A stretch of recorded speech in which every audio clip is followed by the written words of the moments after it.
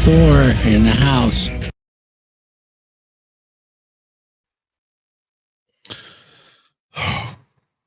All right. I had this prepared a lot easier. Good afternoon, good morning, everybody. There's a lot I could say about Thor. I could stand up here and talk to you about his strength, his wisdom, his voice, his leadership. And every word what I would say would be true. But today, I don't just want to talk about the man who built the movement of a dominant masculine presence. I want to talk about my friend, a man who became my mentor, a brother, a father figure, and ultimately a soul that I had the honor to walk home. From the moment we met, Thor saw in me not just the vision of what people see online or on stage or on the screen, but he saw the real me. He saw the man behind the camera, the one who's been bruised, who's been betrayed, who's been burned. And he didn't flinch. He didn't judge. He stepped in and literally said, I got you. He taught me that masculinity isn't about noise. It's about presence. That real strength isn't about domination. It's about responsibility.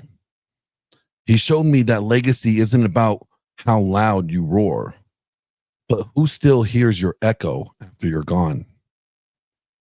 Thor lived with honor. He didn't care about clicks or clout. He cared about the truth, about raising men up, about holding the line when culture tried to erase everything sacred. He fought for fatherhood, for loyalty, for purpose. He gave every ounce of himself to the mission. And those that know him know about the mission. Even when his body was failing him, he never asked for anything he wasn't willing to give. He never gave advice he didn't live. And even in his weakest moments, when cancer tried to break him, he still found a way to lead. That's the kind of man Thor was.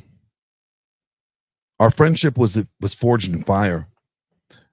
It wasn't just built on shared beliefs. It was built on a brotherhood, on sacrifice, and on showing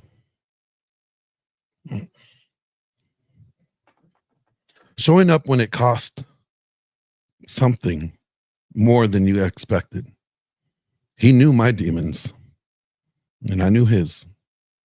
And through it all, we sharpened each other up. We held each other accountable. We laughed hard. We fought hard, and we loved each other like blood. In his final days, I was honored to serve him, to carry him, to protect his dignity, because that's what he did for me, long before he ever needed anything from me. Thor gave me more than just mentorship. He gave me a deeper understanding of what it means to be a man. He taught me how to stand firm when the whole world tries to break you. He taught me how to speak with clarity. Taught me how to love with boundaries. Lead with conviction. And in the end, he taught me how to die with dignity.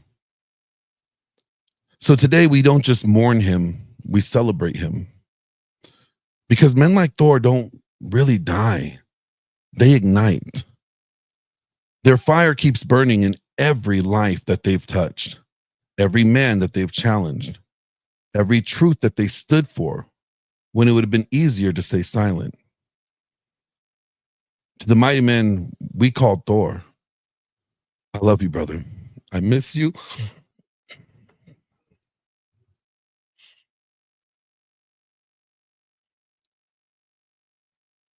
And I'll make damn sure that your mission doesn't die with you. You showed us what it means to live relentlessly. And I'll carry on that torch. So I want you to rest well, my friend. You're a warrior. You fought hard, and you've earned it. I may have lost my friend, but I've gained a brother and another family. And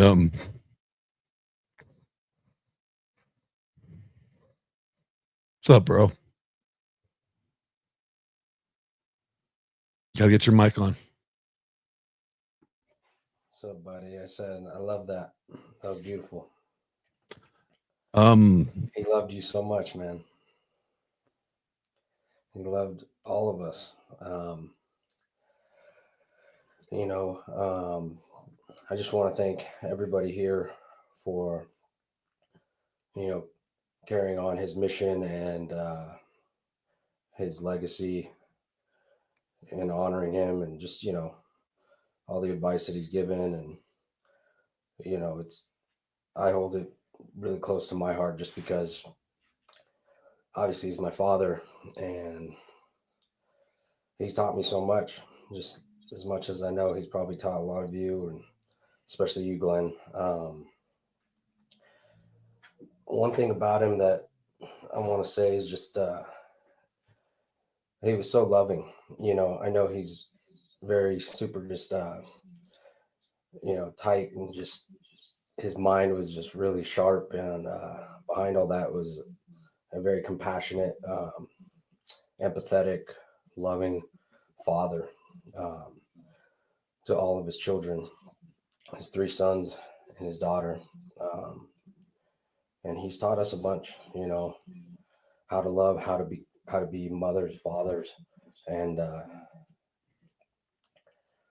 I'm really excited because I just had a new baby girl. So it was a little bittersweet over the last couple weeks with him going, and just being able to find solace in the fact that I get to pass on his legacy and his teachings to my newborn. And she's so beautiful, and I know he would have loved her so much. I don't know, Glenn. I could talk about my dad for hours, but I just want to honor him and say, I'm very proud to be his son. I know he was proud of me, and I know all my siblings could say the same. And as I'm sure as friends and mentorees, you guys could probably say the same thing. I love you, Dad. Well, Dane, I got a lot of people here that want your family to know how much your dad means to them. And you're the patriarch. You are the new patriarch of the family. We all pull our weight. And I want you to hear, I have your sister here with me. Your sister's in studio. Hi, she's here. Can't hear her because I don't let her have a mic because, she just talks and talks and talks. No, I'm kidding. But I want you and your family to hear these great stories. And I'm going to bring up somebody that you know, your dad's oldest friend, Victor. Oh, and that's my buddy. Hey, buddy. I remember when you were still in your mama's belly. And then when you came out. Victor's amazing, everyone. He's been my dad's best friend for his oldest best friend. And yep. they've been in bands together. My dad got me started with guitar when I was like 12, and always talked about his friend Victor, who could play all the Van Halen songs. Victor, no, you're the topper here. I know this kid, and he's really good. This family has this massive creative streak in it. Ever since I met them, his mom put Mitch on the Gong Show, and I remember that. And then, it was just never-ending stream of creative things. If it wasn't artwork or music or building things, Mike was always really into everything. He switched from guitar to bass to play for us, for me and my band. And then when this guy came along, we were doing stuff. We'd started working out. We were doing all kinds of different things. So Mike knew how to weld. He was doing all kinds of crazy mechanical stuff. But if you guys didn't know, there's my amp table. There's a variety of different amps back there, and that's the company I started. And I had, it was pretty successful. I have rock stars, including Eddie Van Halen. He was one of my clients. A lot of them. The song that Glenn played, Dane, that's Lynch and Pilsen. George Lynch is one of my clients. So I thought your dad would like that song, because he kind of moved from the 80s metal stuff. He was like, nah, don't play that stuff. You want hard, heavy metal with this, working out. So I found something that I thought we'd both really like, and I asked Glenn to play it. And that's what that was. So, but I started in this because Dane's grandpa, Mark, he was an industrial electrician. And when I met, I was 17. I think Mike was a year older. He's about 18. He had already graduated high school. He took the high school proficiency exam. He challenged it at 16 and he graduated. And his dad put him to work immediately with him in Bloomington, California. And they were his father was an industrial electrician. So they were making, he was making all this heavy duty stuff in the manufacturing plants, like the steel mills and places. And Mike was getting his hands, he's learning all this stuff. And so he had his dad took a course called Cleveland Institute of Electronics. Before the internet, we used to do it by mail. And Mike took it. Mike also took that course and completed it. And it was an electronic study course. Well, because of that, I took that course and I learned electronics. And I wanted to learn it because I played guitar and I wanted to fix my amps. And so that's where I got started in it. I think I really got into it probably around 83, 84. I really started getting into electronics. But so that's where the genesis behind my electronics background. So if I hadn't met Mike, I probably wouldn't have started that amp company. And I probably wouldn't have attended all the Peter Frampton concerts. And who else did we go see? Sweetheart, ZZ Top, big client of mine, still talk to him. Who else? Victor, wasn't Dane a client of yours? Not a client, but he's an amazing guitar player. He blows doors on me. Did you go to Guitar Institute, the technology? Went to Musicians Institute, and then I became a professor there for a short period of time. Like professor. All right. Yeah, he's the smoking guitar player in this whole place. He's amazing, way past anything I and my friends could do. So, and it's just mind-boggling, right? So the talent just keeps going on and on in this family. So that's who they are. And I had a lot of, for all the things that happen, you weave in and out of life, all the different things. I saw these kids come into being, and then I saw his family change and grow. And I saw all the things. He went through an underground explosion. He went like this when the explosion went, and it burned his arms and his hands, and he was pretty bad off. Well, at that time, his mom was in the movie industry with Miko, and she got him into the Sherman Institute, a burn institute, and got him some special care.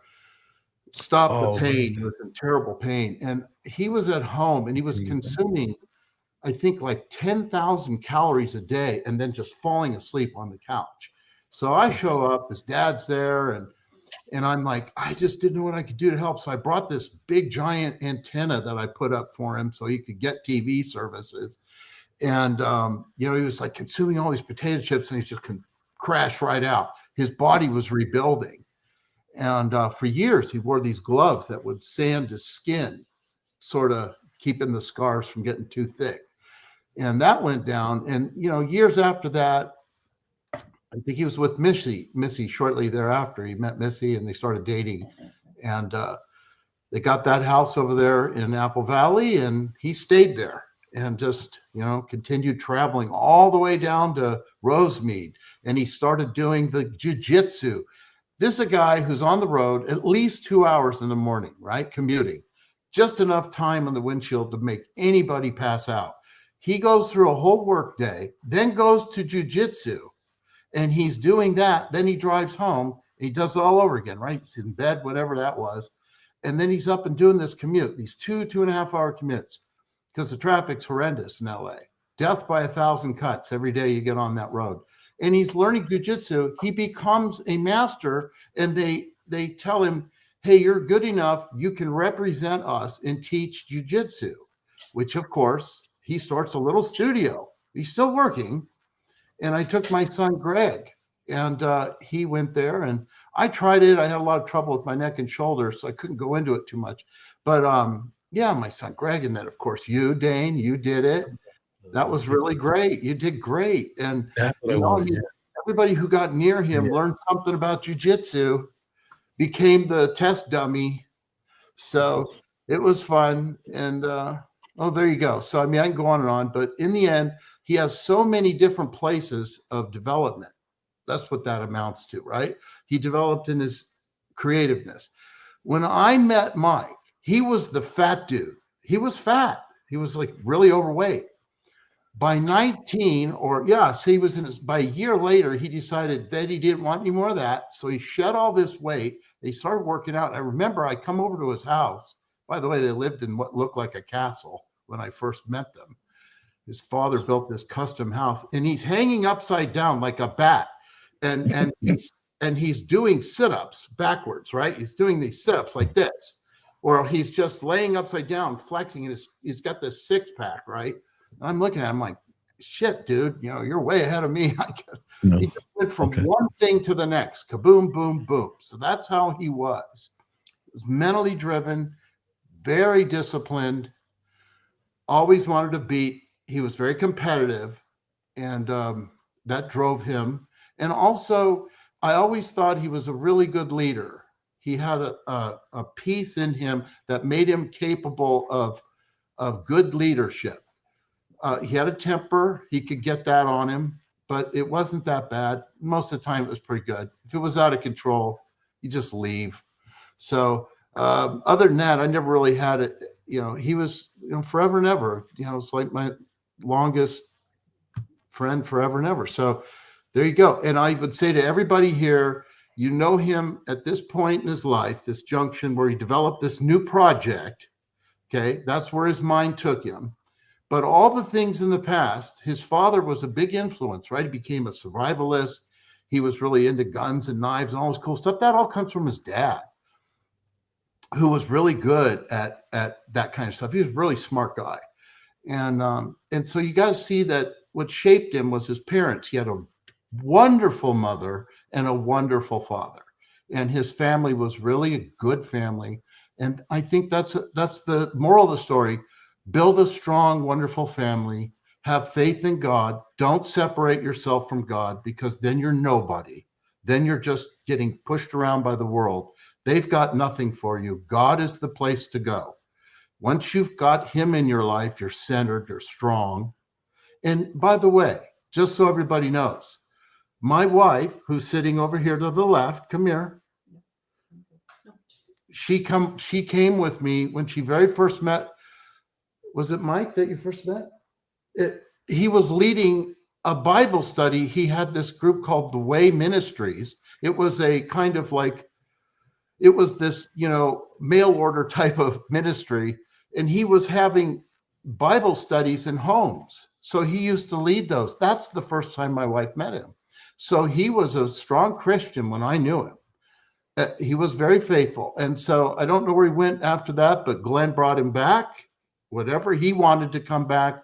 And I just want to say to everybody, I'm not sure where your faith is, but for me, it was very important to find out that he had a salvation before he left this earth. And that's what I wanted to say thanks to Glenn for that. That's so important to me, Glenn. And I'm so thankful that you were with him. Thank you. And, God bless you. And God bless your, Dane, I love you guys. Congratulations. Yeah, congrats on the baby. My wife choked up when she heard you say you had a little girl. Do you have the same number? Yes, I do. I'm going to send it to you. We're going to text it. I have the same number. We love your family. I love all the Markinson family. I love you, Mary. If you're not there, I love all of you. And I didn't forget Molly. She was this little skinny kid that used to roller skate all the time when I'd come over. And, I love you, Mitch, even though I don't see you all the time. All of your family is my family. They kind of took me in. And, because I was being raised by my grandparents, and these people were really good to me. So that's the truth of it. I got a message here. I'm going to play, Victor, and then I'm going to bring everybody else up. I'm going to bring you down. Dane, you are going to stay right where you are, sir, because, that's your spot. So, but here, Miko is traveling right now, and he's unable to join live. He is watching, and he's in the chat, but he did make this message before he left for everybody. Hey everyone, this is Miko. I was Thor's youngest brother, and yes, I am Thor's youngest brother. Yeah. That was weird. Hold You say past tense and present tense. Here in the Dragon Ship studio, pre-recording this. I'm going to be traveling probably the day that this is shown, but I should be in the audience as much as possible if I'm on the road. What is your Thor story? My Thor story. I'm sure you got so many. Yeah, Thor was my oldest brother, but he was more like a father figure because of the age difference. He was having his kids when I was kind of first coming online. So when I was a kid, I kind of thought of him more as like an uncle, an older uncle, because of the age difference. But once I became a young man and was dealing with family drama, and my real dad wasn't the best guy, really didn't lead a good example. Thor kind of took that place for him, and I always looked up to him. He always treated me like a son, even though I wasn't one of his direct kids.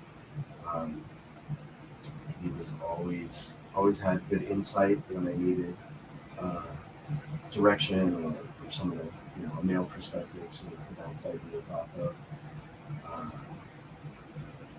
And he was a great guy. It doesn't even seem real that he's gone yet, but maybe that's for the best so that I can make this video well put together. He will certainly be missed, and everything that my experiences with him and everything that he taught me, I will continue to live by and consider his thoughts and what advice he might give me in a given situation for the rest of my life. He was loved by many within the family and outside of the family. I see there's probably a lot of people here watching it today. And that just goes to show for that. Not sure what else to say. What is something that you think Thor would want everybody to remember him by? I would say it would be his beard, his Yeah. his little stain. Yeah.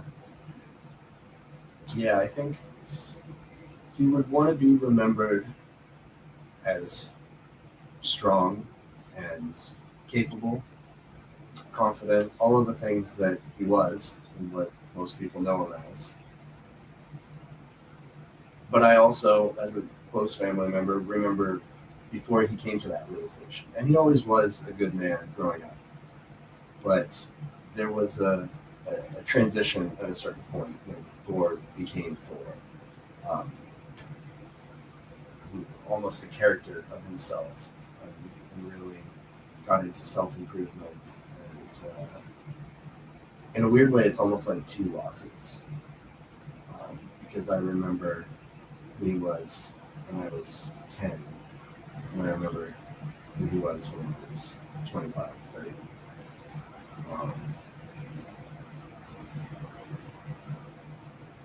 So it's almost like you're saying Mikkel. Yeah. Mikkel passed away. Yeah. And then Thor emerged. Thor was the phoenix that came out of the ashes of Mikkel. Yeah. He had a good life, an interesting life. He was very intelligent. He was always wanting to pursue knowledge. He was obsessive in his Pursuit of knowledge. yeah, he was obsessive in his pursuit of knowledge and his hobbies and endeavors, almost to a fault at times. But you know, I think people's greatest weaknesses are also their greatest strengths. They're two sides of the same coin. Yeah. I wish I had, in a lot of ways, I wish I had his drive and passion and tenacity in the things that he did. He didn't, when he got into something, he didn't take it at surface level. He would go deep. He would take that topic as deep as he could. And I think that kind of crafted who he became later in life as Thor. Were you part? All right. I wanted to bring up everybody else. And I'm going to drop down to give everybody the room. But Paul Bauer is our VP. He's been Thor's VP, the dragon ship. So Paul, I'm going to have you just moderate, let everybody talk, and do your job, VP. I don't have any controls, but I'll do my best. All right. All right. All right. Here you go. Yeah, who's cutting all the damn onions? That's what I want to know. Yeah, a lot of that going around. Man, it's good seeing everybody here, though. Yeah. Dana, I don't know if you ever tuned into Thor's Dragon Ship streams on Saturdays and stuff. A lot of us here were on that panel show, and it was kind of a big deal. We're kind of all a little bit of our own little family here, and so it's really good to actually get to meet you virtually on this. I wish it was under better circumstances, though. Likewise. No, I recognize all your guys' faces. I've watched the videos, and it's fun seeing the different conversations. It's enlightening. Everybody has their experience in life, and it's just cool to see how my dad is able to,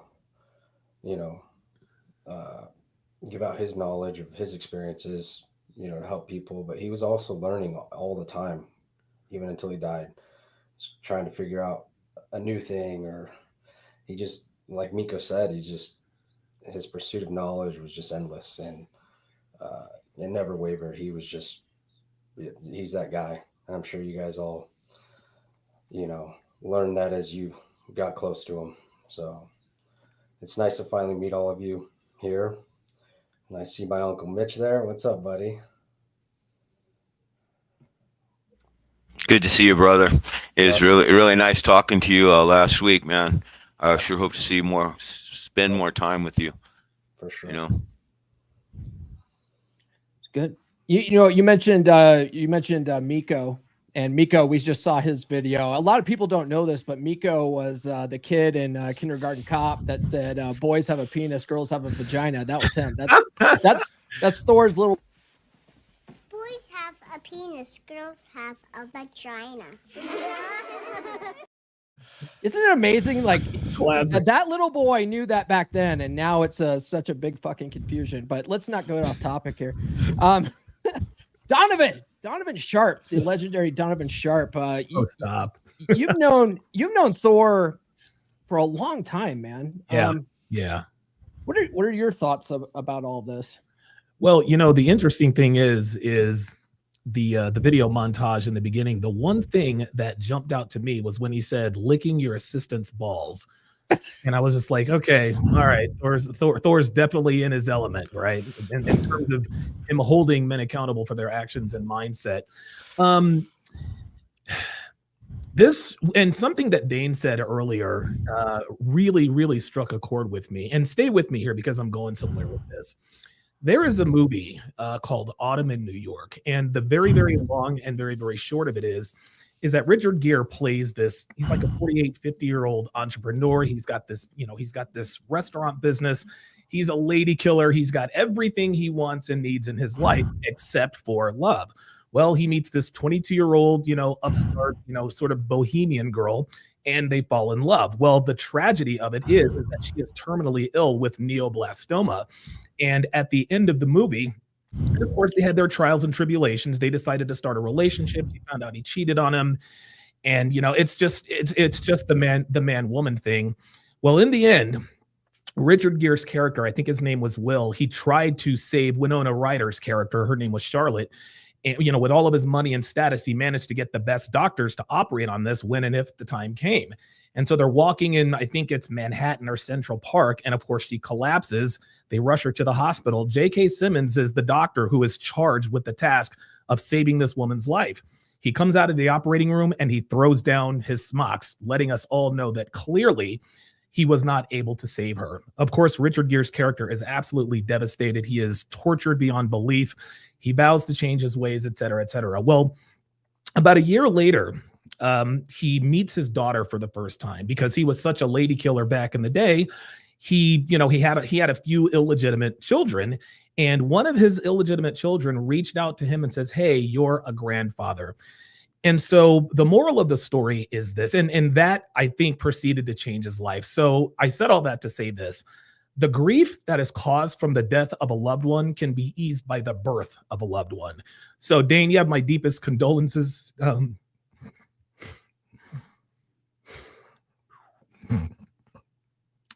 You have my deepest condolences for your loss, but you also have my sincere congratulations for getting the opportunity to pass on his legacy. And I'll end it with this. I'll land the plane here.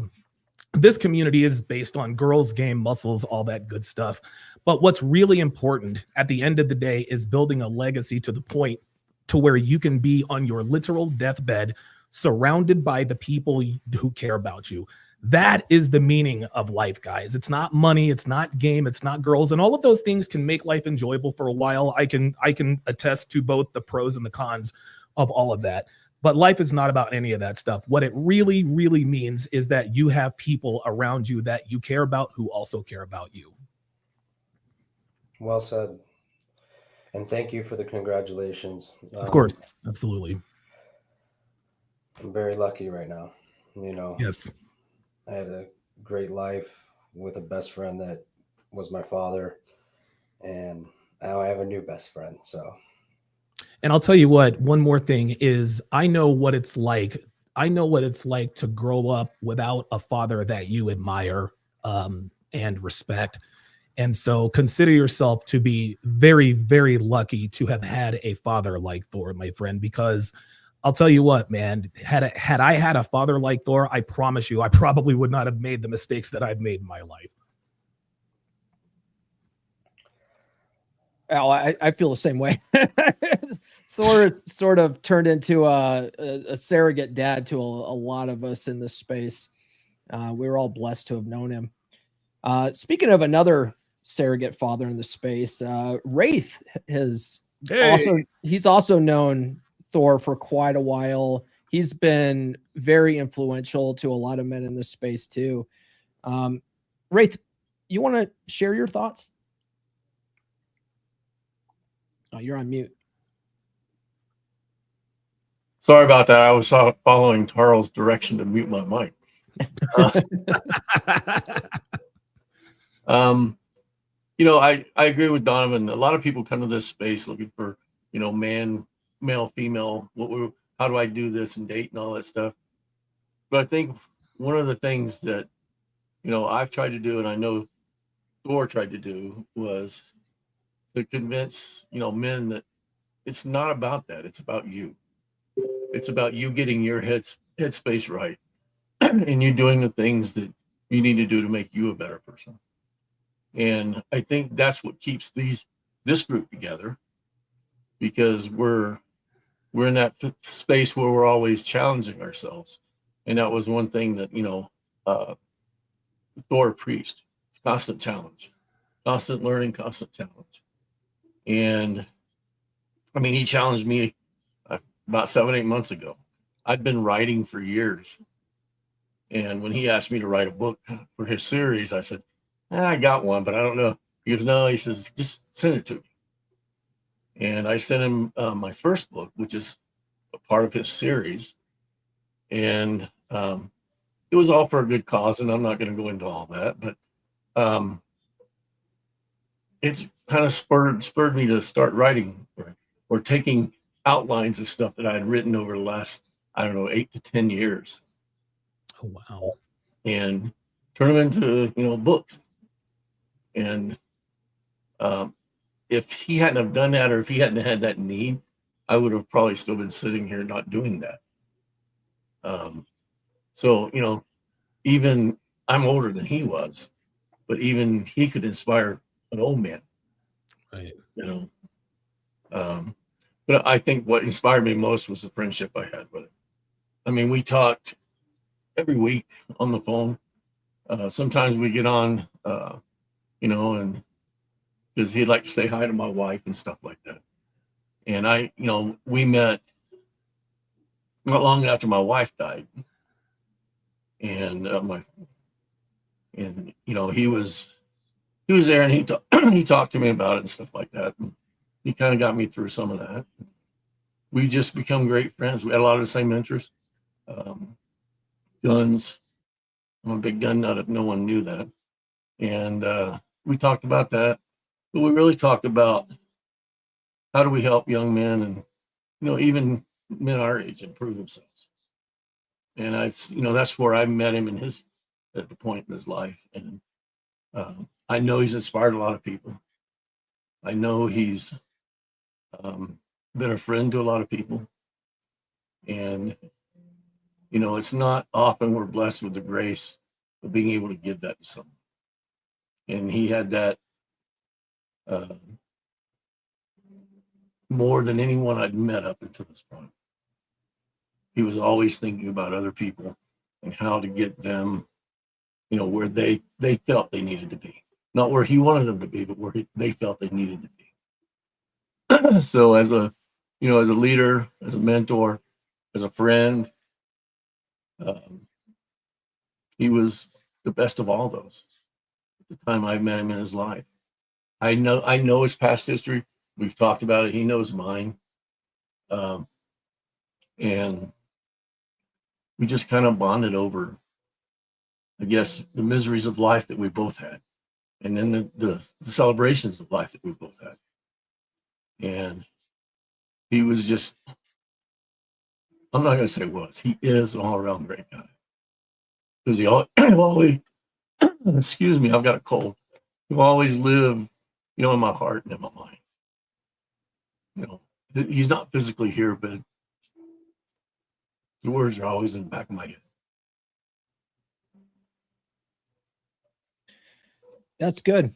You mentioned the book. A lot of people don't know this. Guys, if you are watching right now and you've read Thor's first book, A Dominant Masculine Presence, drop a 1 in the chat if you've read it. If you haven't read it, what are you doing with your life? That's what I want to know. It is a life-changing book. A Dominant Masculine Presence is a life-changing book, but a lot of you guys don't know that Thor, before he died, came out with 2 more books. He's got 2 other books out there. Wraith helped him with one. I helped format another one.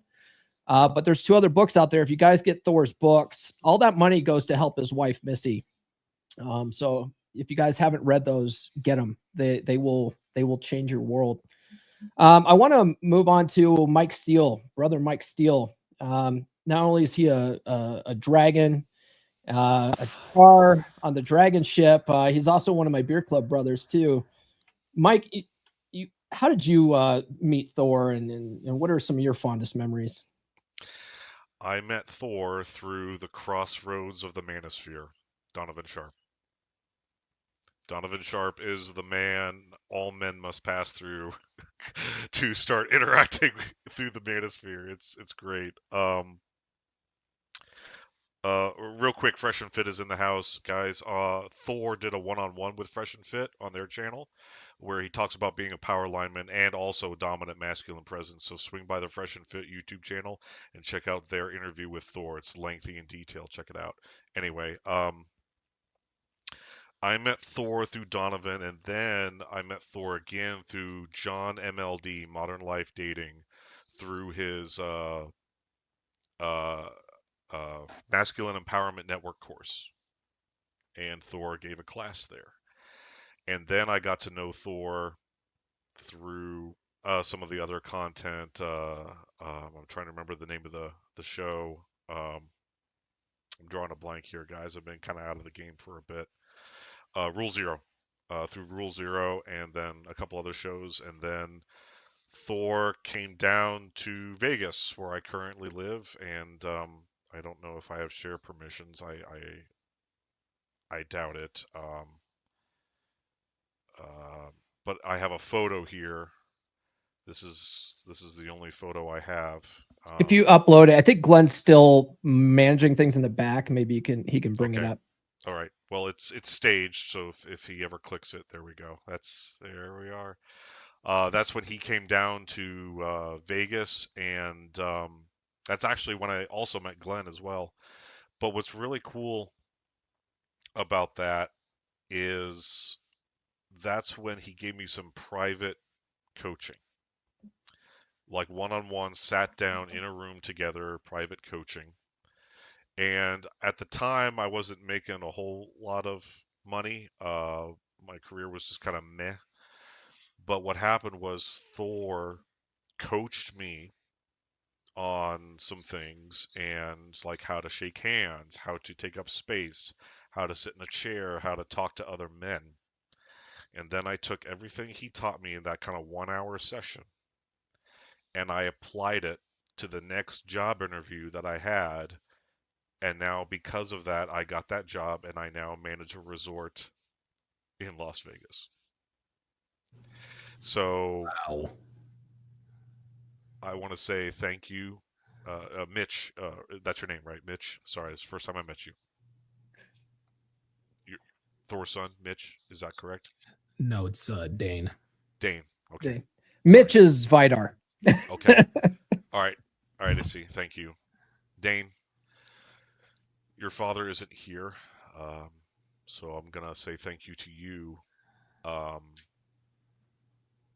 Your father helped me a lot, and I used to be kind of like this nervous little hamster of a guy, and he really helped me basically calm down and just kind of assert myself into whatever space I need to, and that calmness and that immovable force under pressure, I believe, is not only one of the things that has helped me become a happier, better person and a better man, but it's also why my career is taking off. And right now, guys, I am currently in the interview process for a different job that pays even more than a resort administration job. That's unbelievable. And it's understanding how to play the game. And Thor taught me a lot about that. And so, Dane, thank you so much for your father. Thank you. All right. That's good stuff, Mike. Let's throw it over to Chavez. This is the first time meeting Chavez. Nice meeting you. What do you have to say about Thor? How do you know Thor? Yeah, first and foremost, thanks for having me, gentlemen. Most people don't know who I am. I'm in a very peculiar, I guess you could say, situation, because I carry the the weight of regret in terms of learning about Thor a little bit too late. I wish I would have known about him earlier. And full transparency, I've been kind of studying his methods and studying his ways. Not very long. As a matter of fact, I got his book on order. It was supposed to be here yesterday, but they had like a misshipment. I'm pretty upset about it, to be honest with you. But I wanted to give an interesting perspective as an outsider, essentially, but also as one who understands the logic and the reason that this man applied. It's absolutely amazing to me to see and listen and hear how he conducts himself in such a professional, respectful way. And it really, he clearly understood the end goal. He really clearly did. And what's ironic is that I preach this stuff all the time, but he put something into perspective that I've been trying to say for years.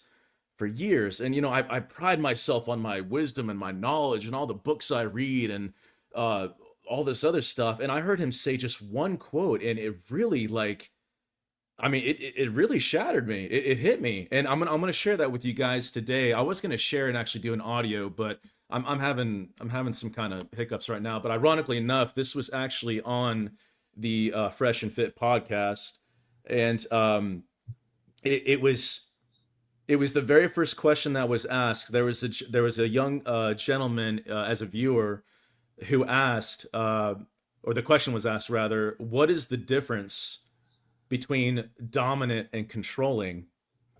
And Thor's response was, and I quote, "There's a huge difference between dominant and being controlling. Dominant just being in control of yourself. Dominant is just being in control of yourself. Think of it this way. If you have really good problem solving skills," and I'm trying to speak slowly so this can kind of marinate, "you're dominating everything in your life. That's highly attractive, and you're not controlling anything except your life." Right. And for people looking in, it looks like, you really got your shit wired. Controlling is you don't have any of that shit wired. So you're telling everybody else to do stuff for you. And here's the key part here. In an effort to either inflate your worth or to, make up for the weaknesses that you have. It's a simple end quote. It's a simple quote, but I absolutely believe that in the short term or in the short run that I've learned everything about him, I feel like that already encompasses everything that he has been trying to say, and that can go in so many different directions. It's like it's a universal applicable law and rule that every man can absolutely apply to their life, from the younger generation to the now generation and even to the older generation. And the reason why that spoke so much to me, and I'll close with this essentially, is that I'm making it my mission to create more awareness and to help the boy become a gentleman. And I want to be able to encourage girls to become ladies. Chivalry is not dead. Modesty is not dead. And this man clearly understands that. And it's just so important to me. He, like many of us, have a choice to make each and every single day to choose what is right and to choose what is easy. And somebody said earlier, he never wanted the fame. It wasn't even about the money. It wasn't about the popularity. He clearly chose what was right. If he chose what is easy, he could have sold his soul and been super popular. He could have lowered his standards. He could have lowered his principles, his values and morals and everything, and stood on his own name. But he knew it was much bigger than him. And he absolutely, and again, just as an outsider learning about this man, he absolutely exemplifies what a real leader, truly what a real leader needs to be. And man, I can't wait to dig in deeper. So brothers, and any of my sisters out there who are listening to this, stay the course, fight the good fight, defend justice, honor. Let's restore the lost art of civil discourse. And thank you so much for having me, guys. I think I'll probably be stepping down, but thank you so much for having me, for sure. Yeah, thanks for sharing that, man. Appreciate that. Let's throw this over to Tarl.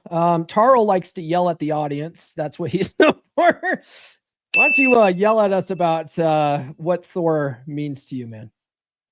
Well, Thor and I met actually vicariously because I fell down the rabbit hole of the manosphere looking to how to become a multimillionaire the legitimate way. That was the original search I put into Google. And I more or less ended up stumbling down that rabbit hole, found Rich Cooper's video, found Donovan Sharp and Myron, found Rolo and MLD, and then found Thor and MLD's mastermind. And it was kind of interesting because we ended up bonding unexpectedly, because when he was telling a story about touching the live wire in 91, turned out that's the same year me as a 6-year-old child ended up going through a similar physical hell, more or less the story of Odin. We both had to give up a significantly physical problem. We had to go through turmoil, give something up physically in order to acquire wisdom. For me, that was the wisdom of delayed gratification, right? Like Thor learned he didn't double check his work and he touched a live wire. For me, I was scared of needles, and so I chose a urine test over a blood test, and it came back negative wrongly. So I went through 2 weeks of hell as a 6-year-old, basically going through acute ketoacidosis, which is an extremely high blood sugar. And when I found out that we both went through that physical hell similarly the same year, I was like, hey, let me share that story. And ever since then, like Thor and I have been kind of in contact, and he saw what I, did working with Fresh and Fit. And when he decided that he wanted to try to revamp everything, he had one plan, but he had a couple of variations of that plan. One included him winning the battle with cancer, and one included him making sure that everything would still go the way that he wanted long after he passed. So he asked me when that time came to help out whoever needed that help with his community to make that happen. So that's why, Glenn has appointed me as a secretary and brought me on board, and I'm helping with this process. And that's a perfect springboard to talk about what, Paul wanted to talk about next and play a video. And this is what Thor is basically going for and what we will be working on. This is just one part of it, and there's still a lot of logistics we need to figure out in order to make everything happen. But, we do have a lot of things in the work, once again, honoring Thor, not just on this stream, but continuing forward. That's good stuff, man. I think Glenn wants to play a video next.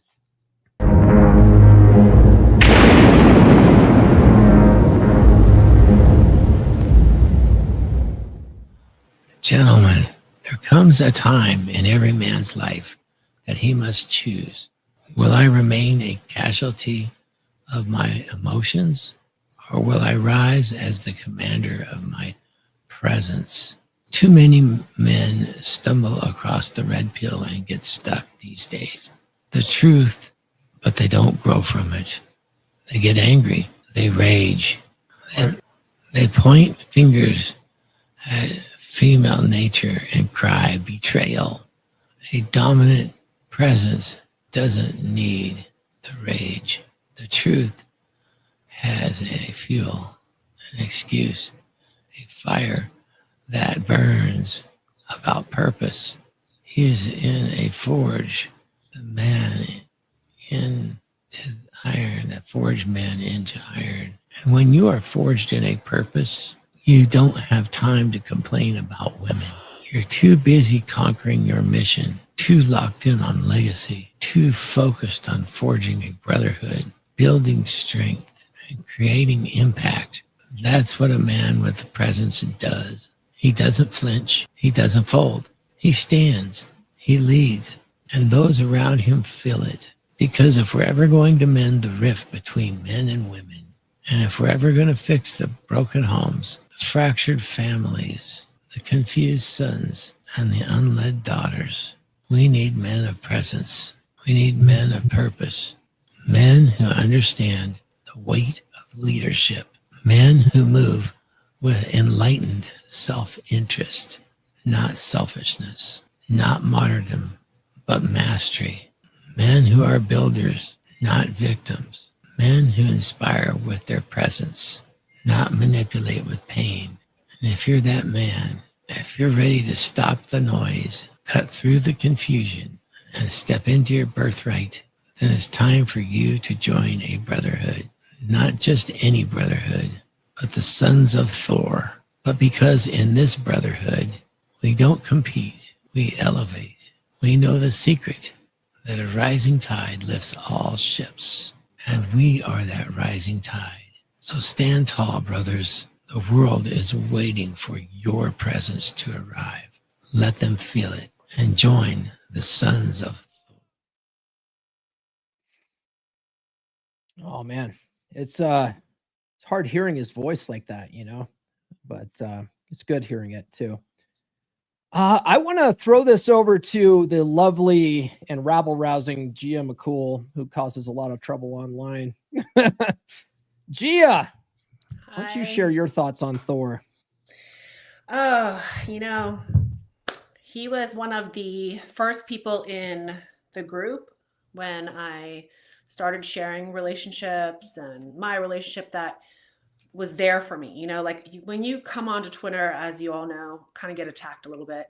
And he was the one that reached Gotta have a out to thick me. skin. Gotta have a thick Yeah, skin. and I'm working on it.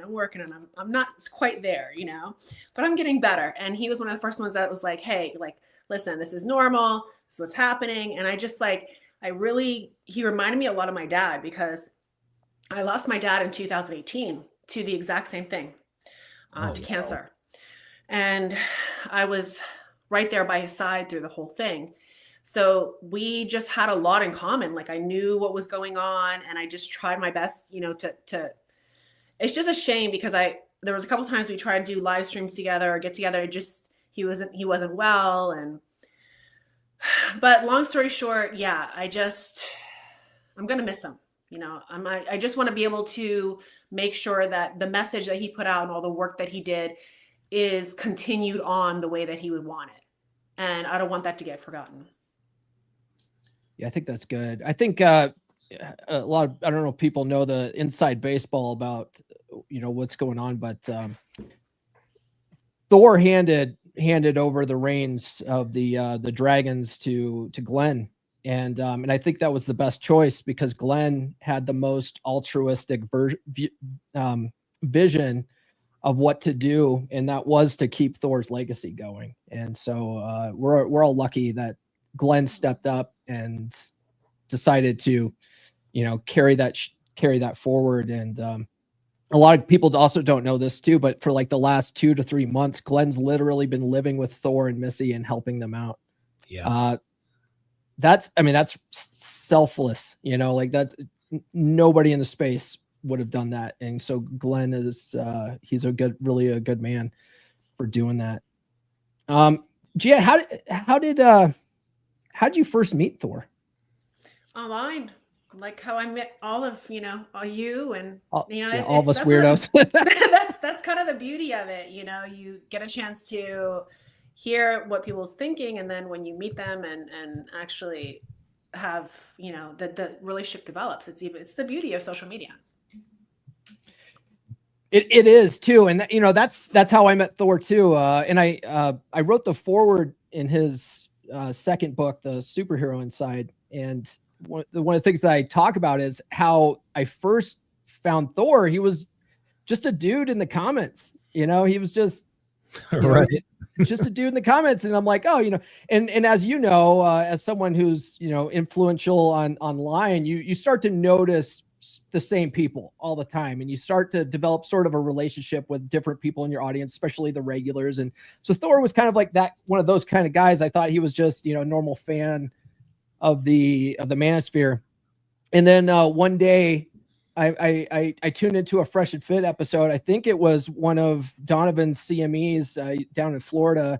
And like everybody in the Manosphere was on that Fresh and Fit episode, and Thor sitting there. And I'm like, oh yeah, that was great. I was like, what the fuck? Who's this guy Thor? He knows the Fresh and Fit guys. Like, that's crazy. And you know, if you guys haven't heard of Fresh and Fit, you must be living under a rock, but they're like the biggest fucking men's podcast on the planet. Right. And so to see Thor there, I was like, who is this guy? Right. It made me ask that question. Who is this guy?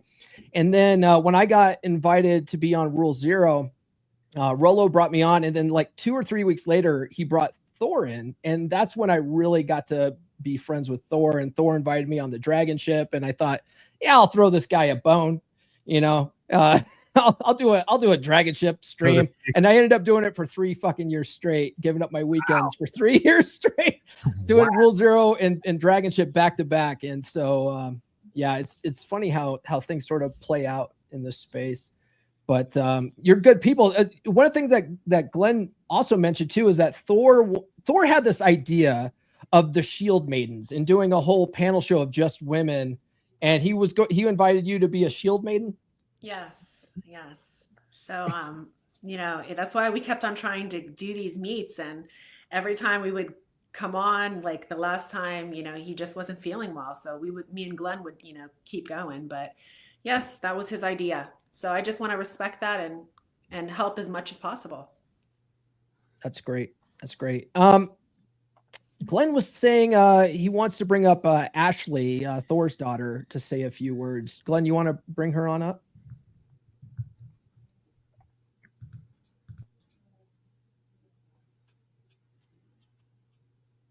Yeah. Okay. Hi guys. You're live. Let's go. Live. I don't do this kind of thing, but I'm being forced to today. No, I'm just kidding. I'm happy to be Don't here. be nervous. Happy to There's see only all you half a guys. million people watching. No big Hey, deal. brother. Hey, What's going on? Lane stuff. I love you too. No, today started out really, really hard, but this has been really good. Really good. It's Good. yeah, and I'm here on behalf of my mom too, because this is hard for her to do this as well. So, but here I am, and I honestly don't even know what to say. Everyone said so many wonderful things, and they're all so different, but all along the same lines, and it's also true. And you guys heard my uncle Miko talk earlier, and I kind of felt the same way with him. Like there were two different versions of my dad, and obviously I got a lot more of the Mikhail version. And you know, those years with him and all that time, and it really formed me as the person that I am today. And I'm so thankful for all of that. And yeah, and then you know, life changes, and you know, you move on, and I became a big girl, did big girl things, and you know, he went on to become Thor and really take that on, and went head first, and you know, he doesn't do anything half-ass. So it's been really cool. I didn't really get to see a whole lot of that, is what I'm saying. I've been really busy with my family and other things, and just over the last week, hearing all the stories and seeing all the videos, and you know, it's just been so cool. But I kind of feel robbed that I like don't get more time to see more of that and understand it more and appreciate it, and yeah, just have more time. But I mean, just so many things. I mean, I've been here for a week now helping support my mom, and you know, just do all the things, and his legacy is already living on so much. Like I got one of his necklaces today, and I think that's so cool. And The Thor's you hammer know, you're talking about? the Thor's hammer, it's right here. My girls are wearing them too. Two little daughters. You know, just things like that, little things. Whether it's his puppy that he loved so much, you know, just like seeing pictures of her, and I mean, that was so cool. And things, I don't know. I've been like raiding his closet while I'm here, like stealing all of his sweatshirts, and just, You know, I'm curious. So I have a son and I have a daughter, and I tend to give them two different pieces of advice when it comes to like life and relationships. There and you stuff like go. that. I'm curious. Because I know what Thor would say to a guy. What kind of like lessons did he teach you being his daughter? so many, but mostly to go to college and find a husband. Really? There you Yeah. go. There it is. That's essentially the advice I give my daughter too. Yeah, That's it, you know? And I think, you know, my daughter, I tell her, I don't know, get married. Please do. Please do. It's going to be beneficial to you. And for my son, I'm like, don't get married. There's no benefit. Do it. That's funny. That's really funny. Oh my God, that's funny. Oh man. Paul Benjamin, Apex Mindset showed up. Hey, what's going on? You fellas? finally made Wow, it into man. the chat. I saw you saying that you couldn't get into the backstage. It was full, huh? Yeah, it was full a couple of times I tried. I've been listening passively, you know, for the last hour and a half. You know, I mean, you guys are doing a great job. So I just wanted to kind of come in and pay my respects. Really, that's it. I mean, this isn't, this is about Thor, really. Anyways, that's all. I'm gonna go back inside with my mom. Thank you all, everybody. I appreciate thank you for sharing that stuff, Yeah. Ashley. Thank you. By the way, I think this is worth noting. I think that there are a lot of people in the chat who probably don't realize that Thor is actually his name. That is the name that is on his driver's license. So yes, this wasn't a shtick. He didn't decide that he didn't go see the Avengers and decide no. This man's name was really Thor. Oh yeah. No, it's funny. I first met him too. Like I met him in California, like in person, right? And I'm like, wow, dude, this guy is really eccentric, right? But like really cool at the same time. I'm like, he's named Thor. He has this whole Viking image thing happening. He like looks like it. You know what I mean? I'm like, what? But he had such a presence about him though that was really unique. He just had a good, solid masculine presence. He used the title of his book, a dominant masculine presence. It's like, and real recognizes real, so like you're just like there, you're with this dude who just seems to be relaxed, and there was nothing fake about him, even though his name was Thor and he had a Thor beard and he looked almost like comic book-esque, but not at the same time. You could tell he was very, very authentic. It was very much who he was. And then as I got to know him more and got to see like old pictures of him and stuff like that, and then like when he kind of had this like transformation, I'm like, well, that's also really a testament to someone coming into their own masculine identity. You know what I mean? They'll throw the word masculine around a lot or whatever, but coming into your own identity, it's like, he was living his life a certain way and some things weren't setting well with him, and he really did a lot of self-work to become that better version of himself, that best version of himself, and really who he authentically was.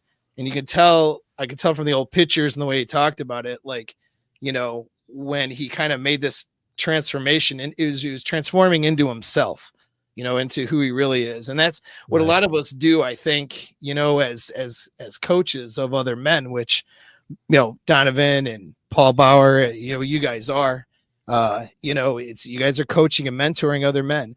And a lot of what you see is guys coming into, your coaching space, whatever it is, and they're not living authentically who they are.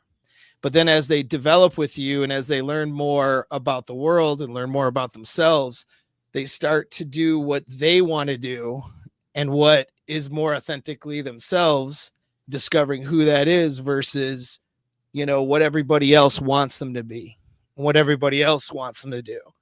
And so it's really interesting to watch that process for people, and really rewarding to do that. And then you could see that Thor embodied that. He was that guy who did that for himself, and then he dedicated his life to teaching and helping other people do the same. So I don't know. It was just it was a blessing to have met the guy and have become friends with him. And I also had the honor to work with him and Missy as well on some mindset stuff, kind of more related to my practice and what I do. So after her accident, and it was an honor that he trusted me, to do that. And we saw she got really good results from that stuff too. And the few times him and I did some stuff together, we it was really rewarding for us both. So that's really all I have to say. I mean, it's, you guys are doing a fucking great job over here. And it's too bad he's gone. I want to add, you talked about Thor and this identity and how when you first met him, he was almost comic book-esque, and he had this presence. If you guys haven't done it yet, get Thor's second book, The Superhero Inside. It talks all about developing that identity. That's a really for good yourself. One. It will change your life. It will change your life. And like I said, all of Thor's books, all that money goes to Missy now. So you're not just learning something, you're actually helping out the family. So please do that. Glenn's back. Cool. I can step down now. Yeah, it's it's a lot easier to run these things from behind the scenes, so much easier. That's why you're Mr. Producer, right? That's right. That's right, Mr. Producer. I want to go to Red next. What you guys don't know is like me and Red have been friends for a good minute now, and through the entire time I've been here, Red and Thor start having conversations about AI, about the future of things. And I'm also going to bring up Tiki Tack here in a minute to talk about something that Thor's vision that we're putting into action really soon here. But go ahead, Red. Hey, Glenn, thank you so much for allowing me to be a part of this. I know I'm kind of a new guy on the block. My domain is more Twitter and not YouTube, and the live streaming, like there's legends on this stage. So I really do feel honored to be here. You know, my Thor story is I found out about him from the episode of Fresh and Fit that no one watches, right? Everyone only watches the after hours, but I watched the How to Make Six Figures with Blue Collar Trades. And I heard this story of a power lineman who took a huge electric shock and then became this male self-improvement guru that wasn't out here just talking about building harems and the red pill, blame women, red pill rage. This was a guy who was an intellectual. We talked about everything from technology to politics and philosophy, and he was a great man. So I think that the people in this room are a reflection of how much impact he's had on the world. And I think that his legacy is going to be a great one.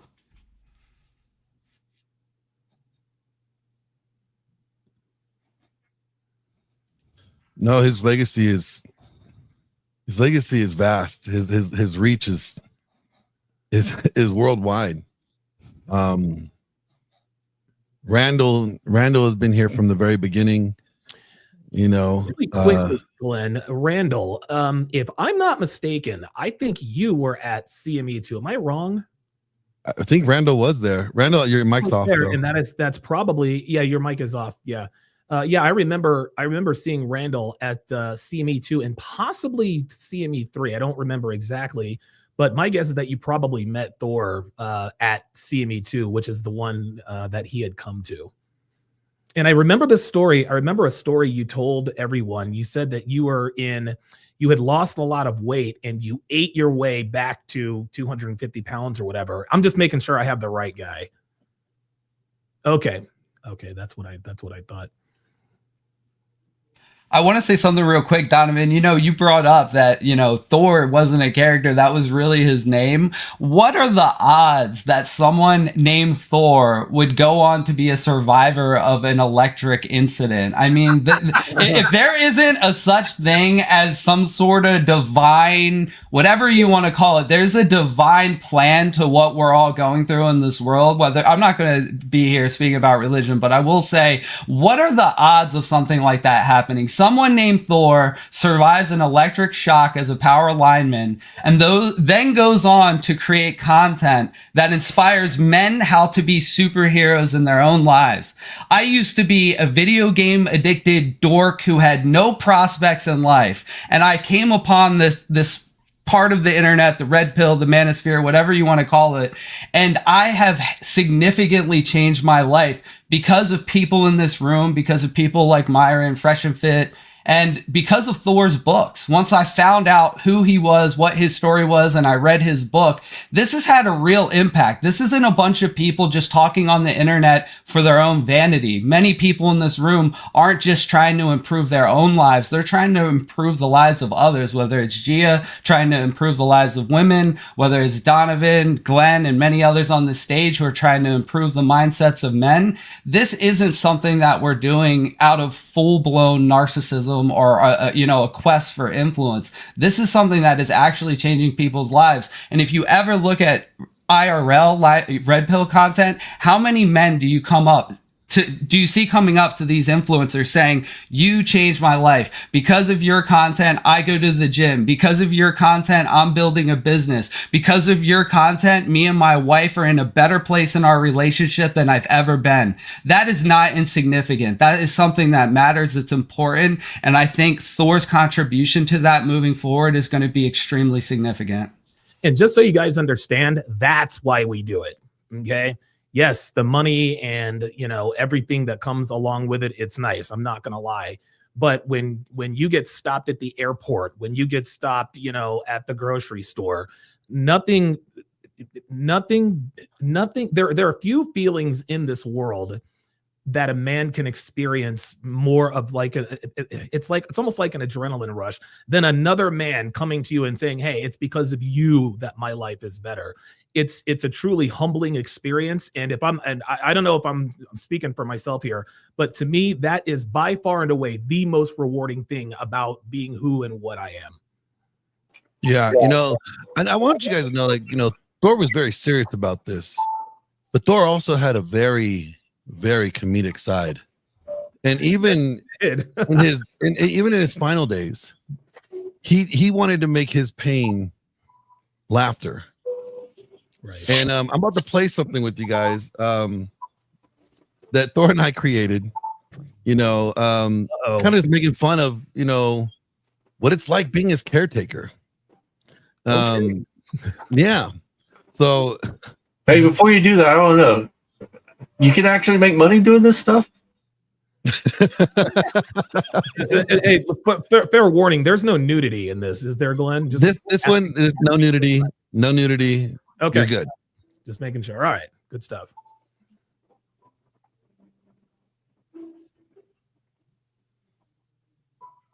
So, what's it like being a caretaker for RP Thor? Well, let's just say brings back the fight from the good old military days. You know, he could be a very strong-willed individual.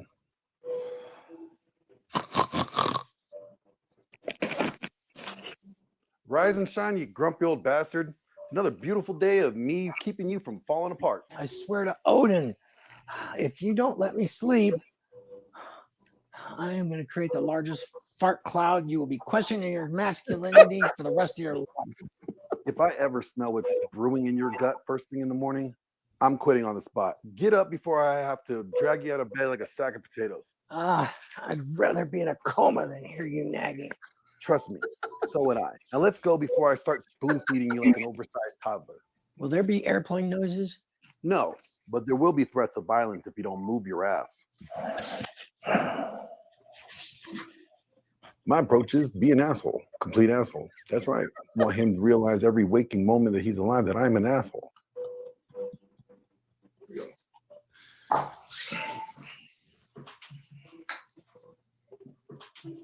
What the hell is this? Yogurt. Breakfast of champions. What kind of bitch assery is this? Look, old man, the doctor said no more greasy food. So it's either this or I'll blend it and then I'll force feed it to you. I'd rather eat dirt. You probably already have. Now shut up, eat your damn yogurt before I shove the spoon down your throat sideways. You know, back in my day, breakfast involved 6 eggs and a woman licking syrup off of it. Stop. Nope. Don't you finish that sentence.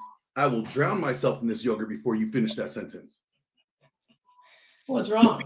Don't like hearing about a man's glorious past? Bro, I have to help you in the shower. I don't need a mental image of you covered in syrup, okay? Fine, I'll eat this pathetic yogurt, but if I grow tits, it's your fault. At your age, they were gonna sag anyways. This is bullshit. Walking isn't for men built like warriors. Yeah? Well, standing up without wheezing is for men built not like they're about to be a collapsed barn. Keep walking before I speed it up, all right? I don't see the point of this.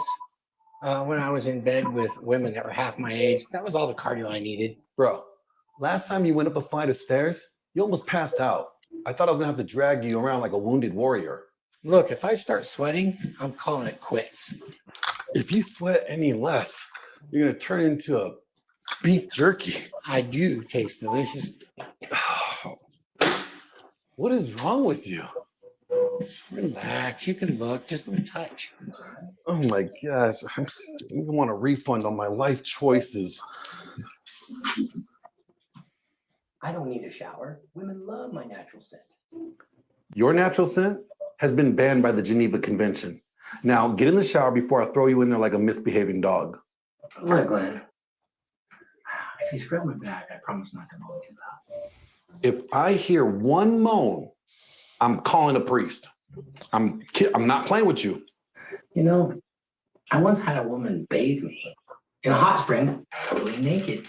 And now you got me, fully clothed, disgusted, and questioning my life choices. Life is funny like that, isn't it?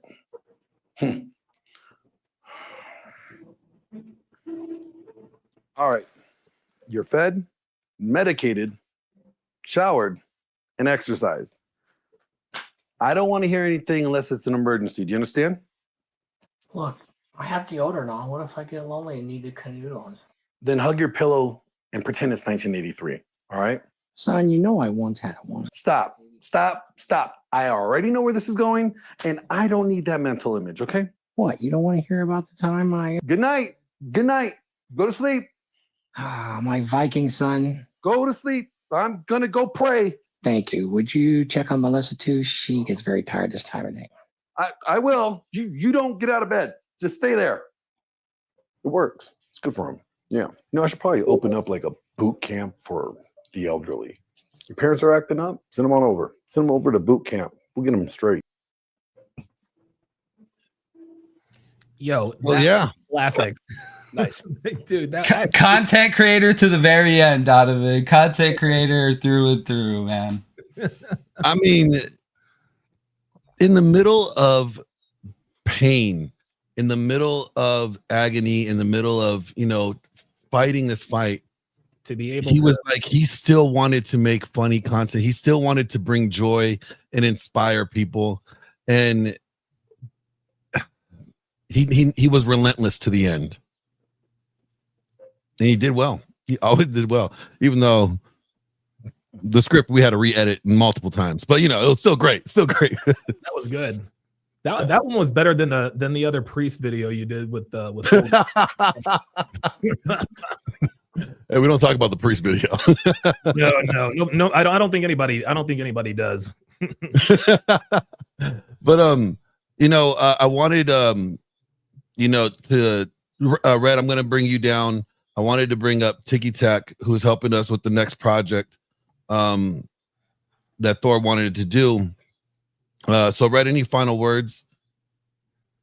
No, I will say that this is a true testament to someone's legacy, because not everyone on this stage right now, not everyone in this space can get along all the time. There's many people on this platform that have beefed for various reasons, but when it comes to celebrating somebody like, yeah, Donovan, you better hide. They've been trying to set me against you for months on Twitter.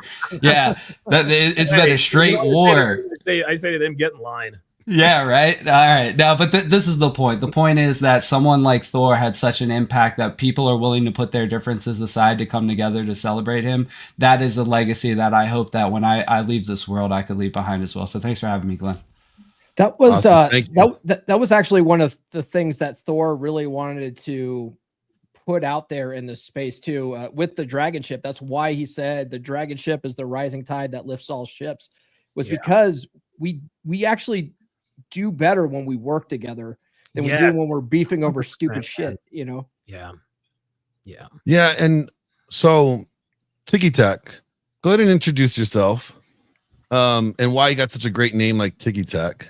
That's the reason why I'm sticking around right now. Yeah. I want this explanation.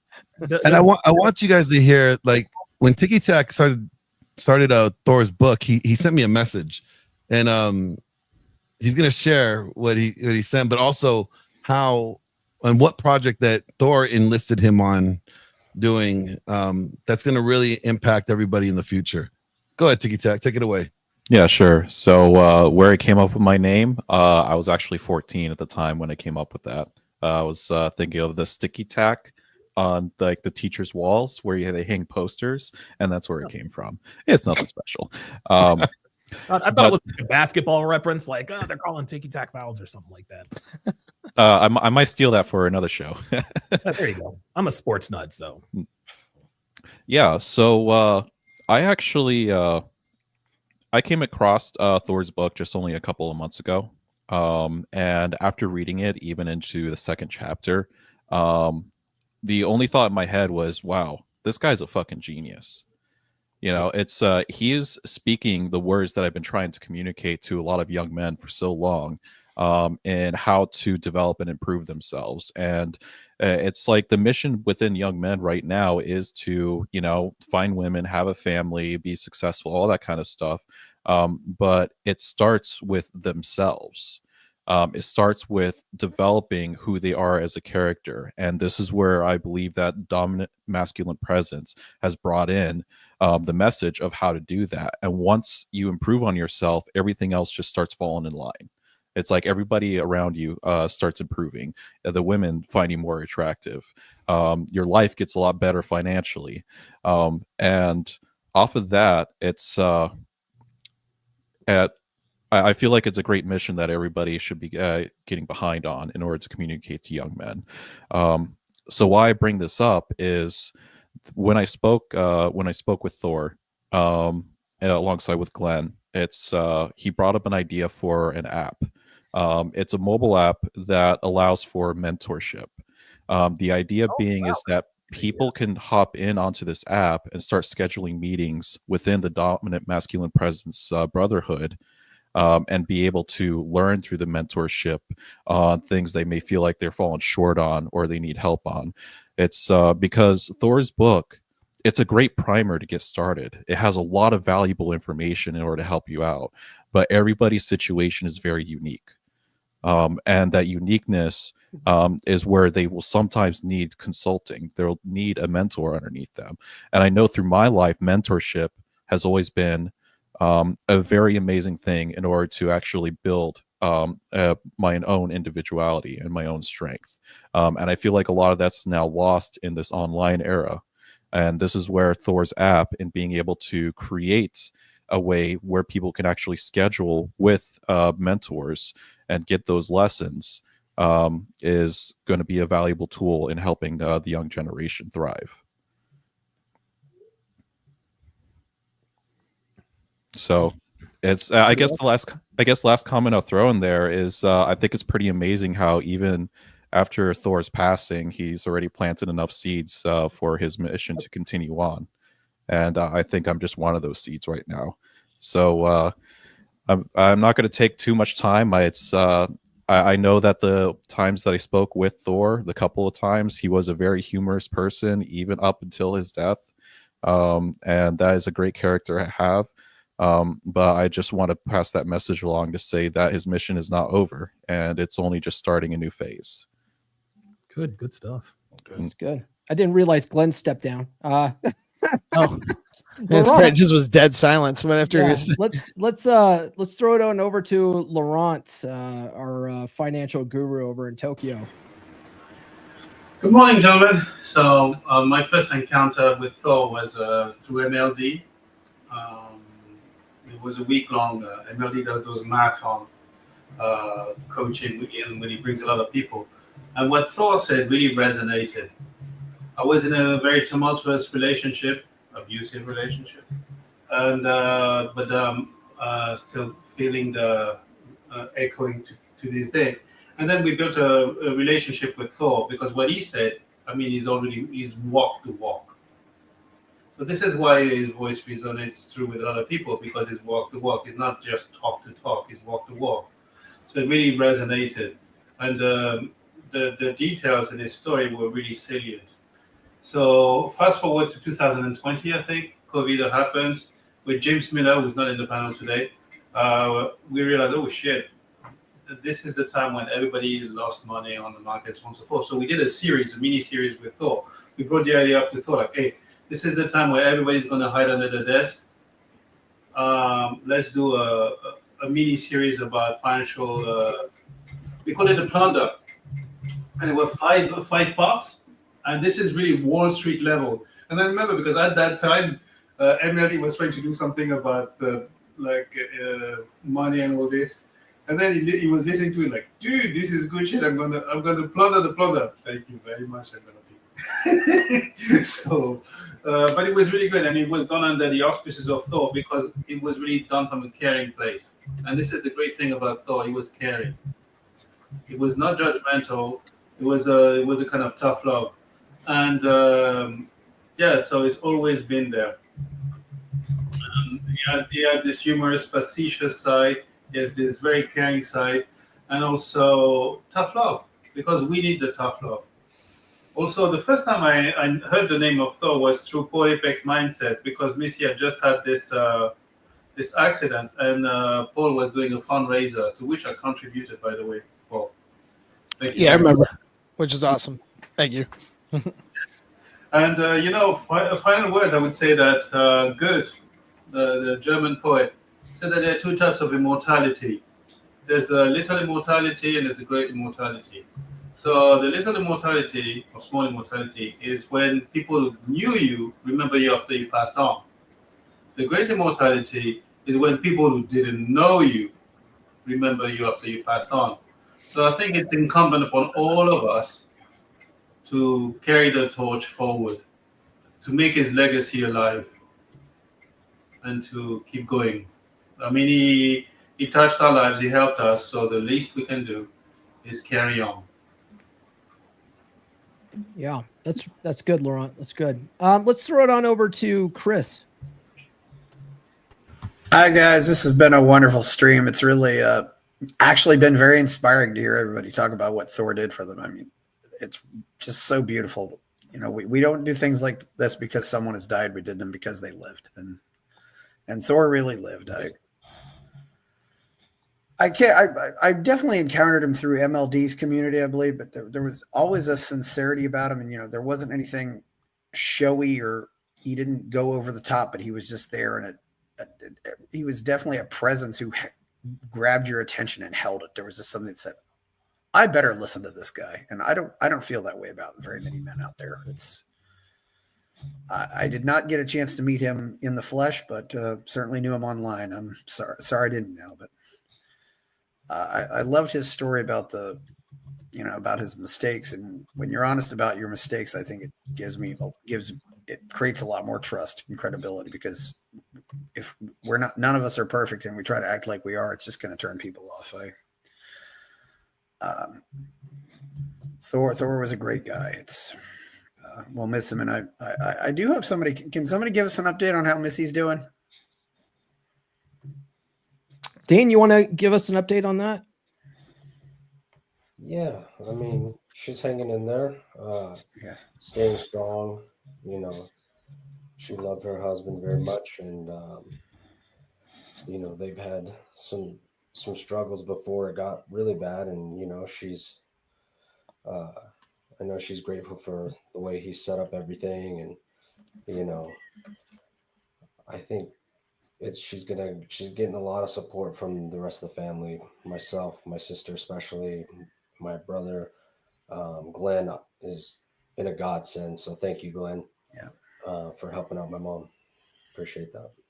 Well, you certainly have a lot of the same mannerisms. I'd love to see that, see a video on how to do a job interview. That was just an amazing story. How to sit, because game applies a lot more than to a lot more than women. Unfortunately, it's certainly job interviews. Yes, that is definitely true. Yeah. That's why I always say when you level up to get better with women, it tends to make you a better man in all areas of your life. It's weird how that works. It's almost like social it's almost skills. like Like if you can't talk to a woman in a grocery store, you shouldn't be able to talk to a woman. I'll put it Period. this way. It's all I'll put about it this social way. skills. If you can conquer women, you can conquer damn near anything. And I think that's Yep. that's the reason why when guys figure out women, they tend to figure out other things just because of simply because of the similarities that come with the principles of dealing with such like you were talking about earlier, the job interview. 100%. Yeah, it's how to do a job interview. I'm ashamed to admit I didn't realize Thor had 3 books. I just went and bought all the Kindles, so it's a really amazing story. Just certainly sometimes that when my own father died, I remember one of the first things that hit me was well, if I ever have any kids, they'll never know them. But it's but you have these legacies, you have these now we have all these videos. There's so many ways we have to remember people now that we didn't have years ago. We have the videos, we have the recordings. It used to be getting your picture taken was just a big deal, but now we have all this stuff. We're so fortunate to have it now. It's Thor was a good man. I'm glad I got to, and really inspired to this has really been an inspiring day.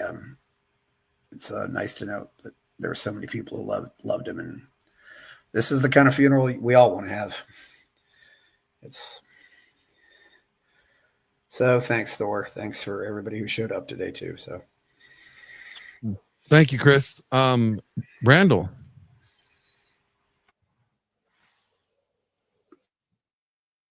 You muted, Randall. Muted.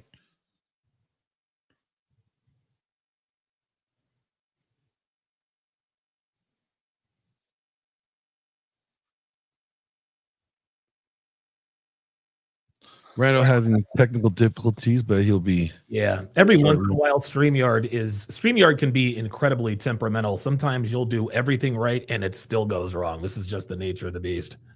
Yeah. So what happens when you're doing it live? Doing it live, folks. Hey, doing it live.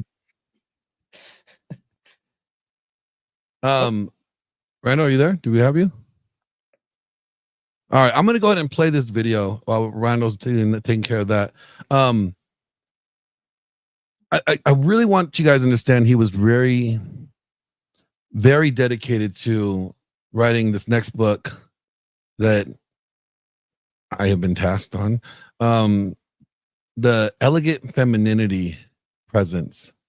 And it goes with the Shield Maidens. And people may be wondering, well, why is Gia here? Well, Gia, he had this list.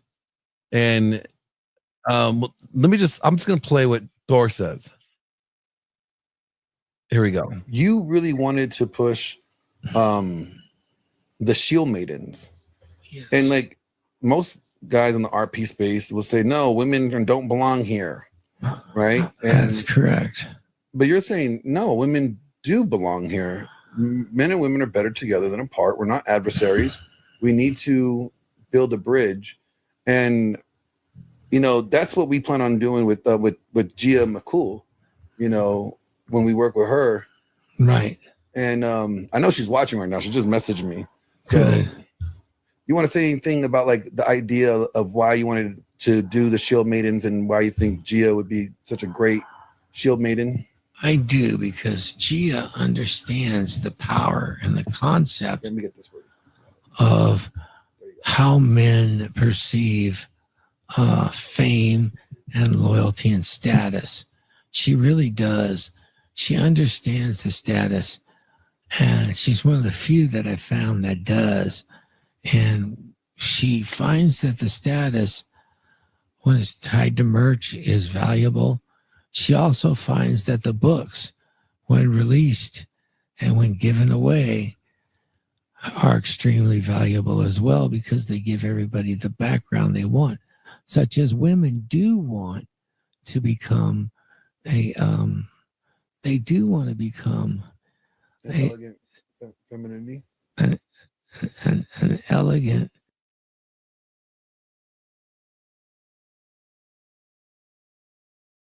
Sorry there. So he ends it by saying women do want to become an elegant have an elegant feminine presence.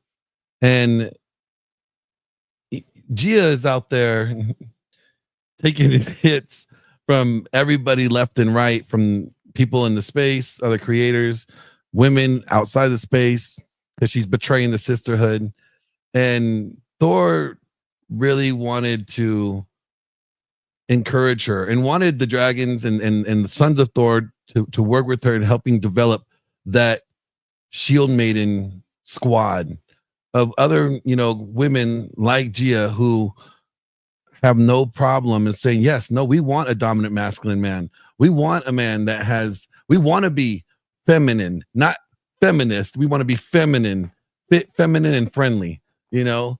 And, you know, Gia, we are, the guys on this panel here that you see, they all love and respect Thor, and they will all have your back as you do it. And we will help you, be there to help you, to encourage you, to support you as you take on this Shield Maiden role. Thank you. You know, I truly believe that men lead men. I've always said that. But I think that women can help other women. And I do think that the good thing about being a woman is that we have a little bit of insight of how women operate, right? nobody knows women better than another woman.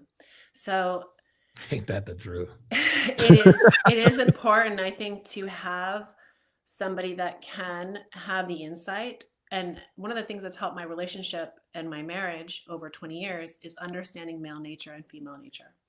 So that's why Thor, that's why I love Thor, because he understood where I was coming from. He knew I had a very curious mind. I always wanted to become better every day. My motto is learn something new every single day.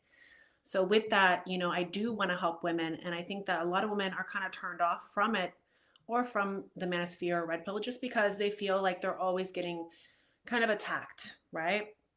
And I think that women are very funny in the way that you communicate them, that they have to hear the message in love, and they have to be able to relate to it.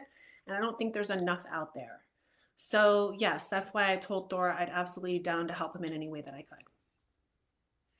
And Gia and I have been working. We have some things coming up in the future that we're working on. We're going to be really taking what Thor wanted us to do and create a couple pilot shows and see how they take to really kind of bring out this squad of female Shield Maidens that are ready for battle. It's going to be interesting. It's going to be a great opportunity. Gia, I wanted to give you an opportunity because I know you're busy. You are a very busy person as it is. So if any final words here, and you can stay on if you like, but I just wanted to give you that opportunity to exit if you had other things to do. Yes, I'm going to let somebody else take my spot, but I just want to say thank you all for, all of your welcome. I appreciate being here. It's an honor. I will always remember everything that Thor taught me. I will continue to spread his message, and he will never be forgotten. So thank you guys. I appreciate everything. Take it easy, Gia. Thank you so much for your time, and we'll be talking soon. Okay, see you all soon. Bye-bye. Bye-bye. All right, gentlemen. Randall, you ready? Are you here, Randall? Can you hear me now? We can hear you loud and clear. There we go. No idea what's going on with my audio, but it's all right. Anyways, Dane, I just want to thank you for sharing your father with us. He was a father figure to many, myself included, and I count myself lucky to know him. So thank you for that.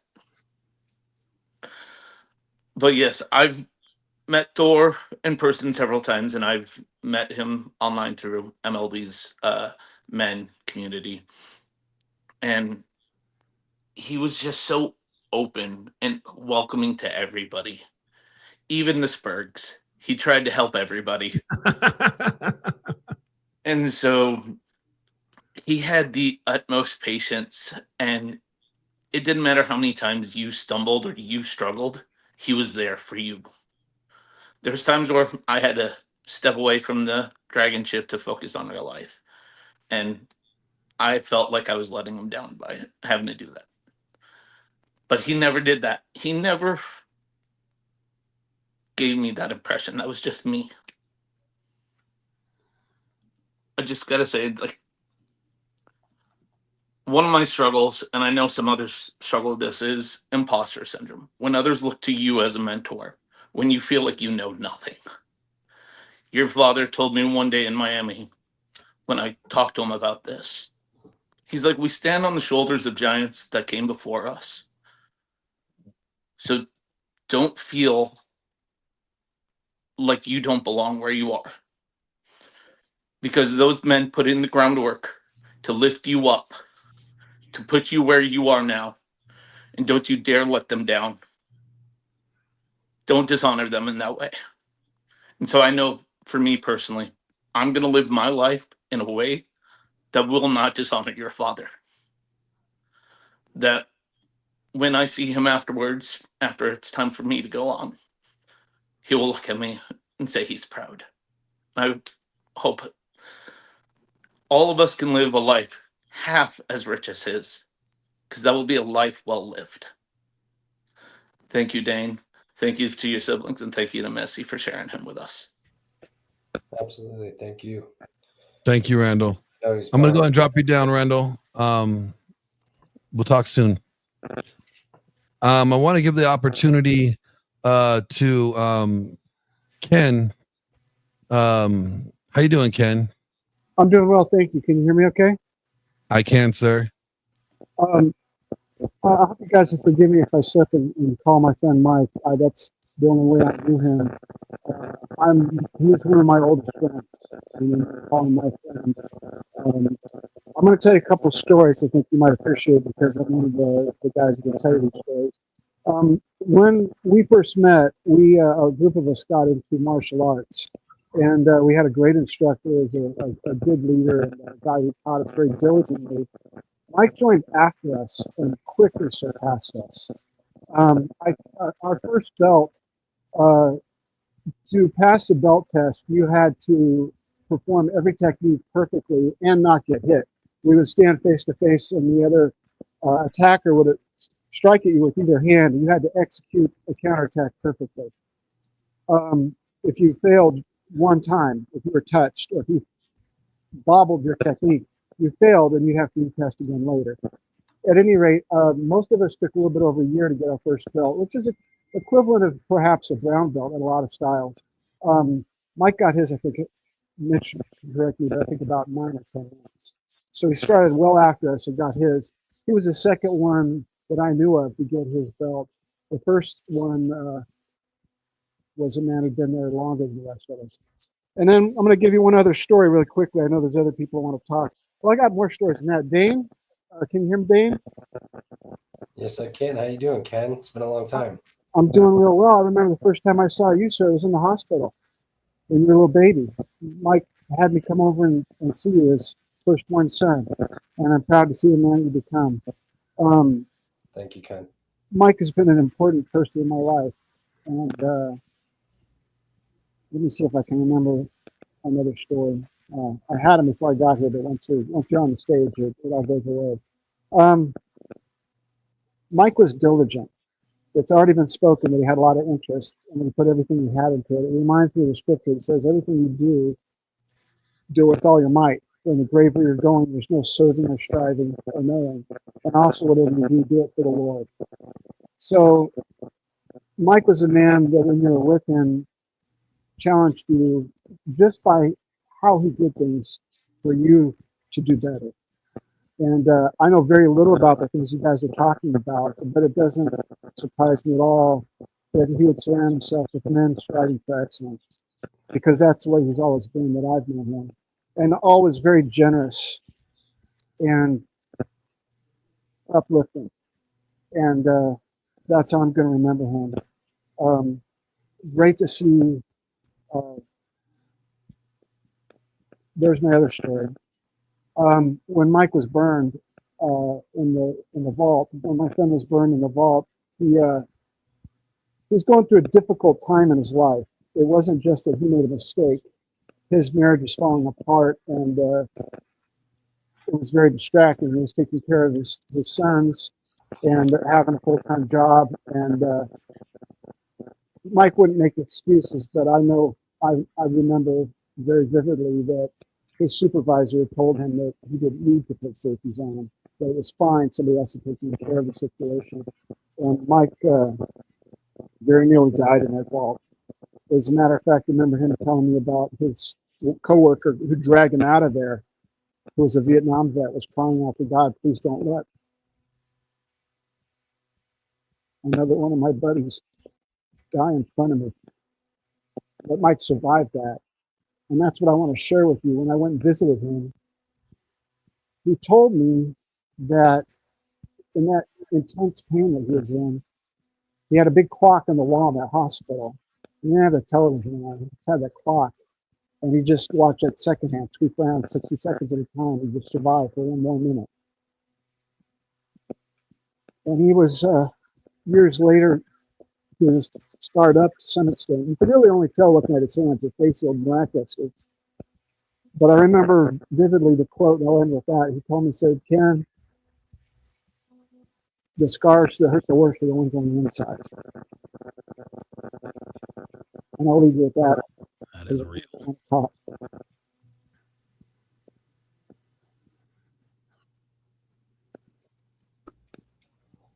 Thank you, Ken. It's good to see you, buddy. I know My he condolences to Mitch as well and the rest of the family. he Hi, loved Ken. Thanks for saying that, Ken. It's good to see you. Good to see you. You need to reach out to me. This You guys can contact me. My phone number hasn't changed in years, on Facebook or whatever. But we lose touch with people sometimes, and it's just life gets in the way. Yeah. And this is a very vivid reminder that just because somebody's not there doesn't mean they're not going through stuff. Just because you don't hear from them, they're still there. They're still.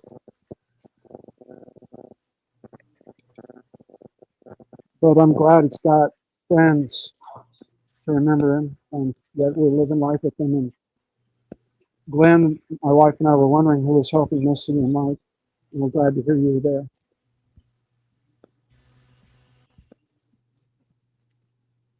It's good stuff. Let's throw this on over to Wraith because I think he's got to get going here pretty soon. Yeah, and I apologize for having to take off, but I just wanted to say, to Thor's family, I understand that you of the loss, but please celebrate his life because that's the most important thing for him. Because he was and is bigger than life, and people deserve to know about him for the next 100 years if your family can keep that going. And I, to Glenn and all those guys that are left behind, I am totally cool with what Thor wants to do.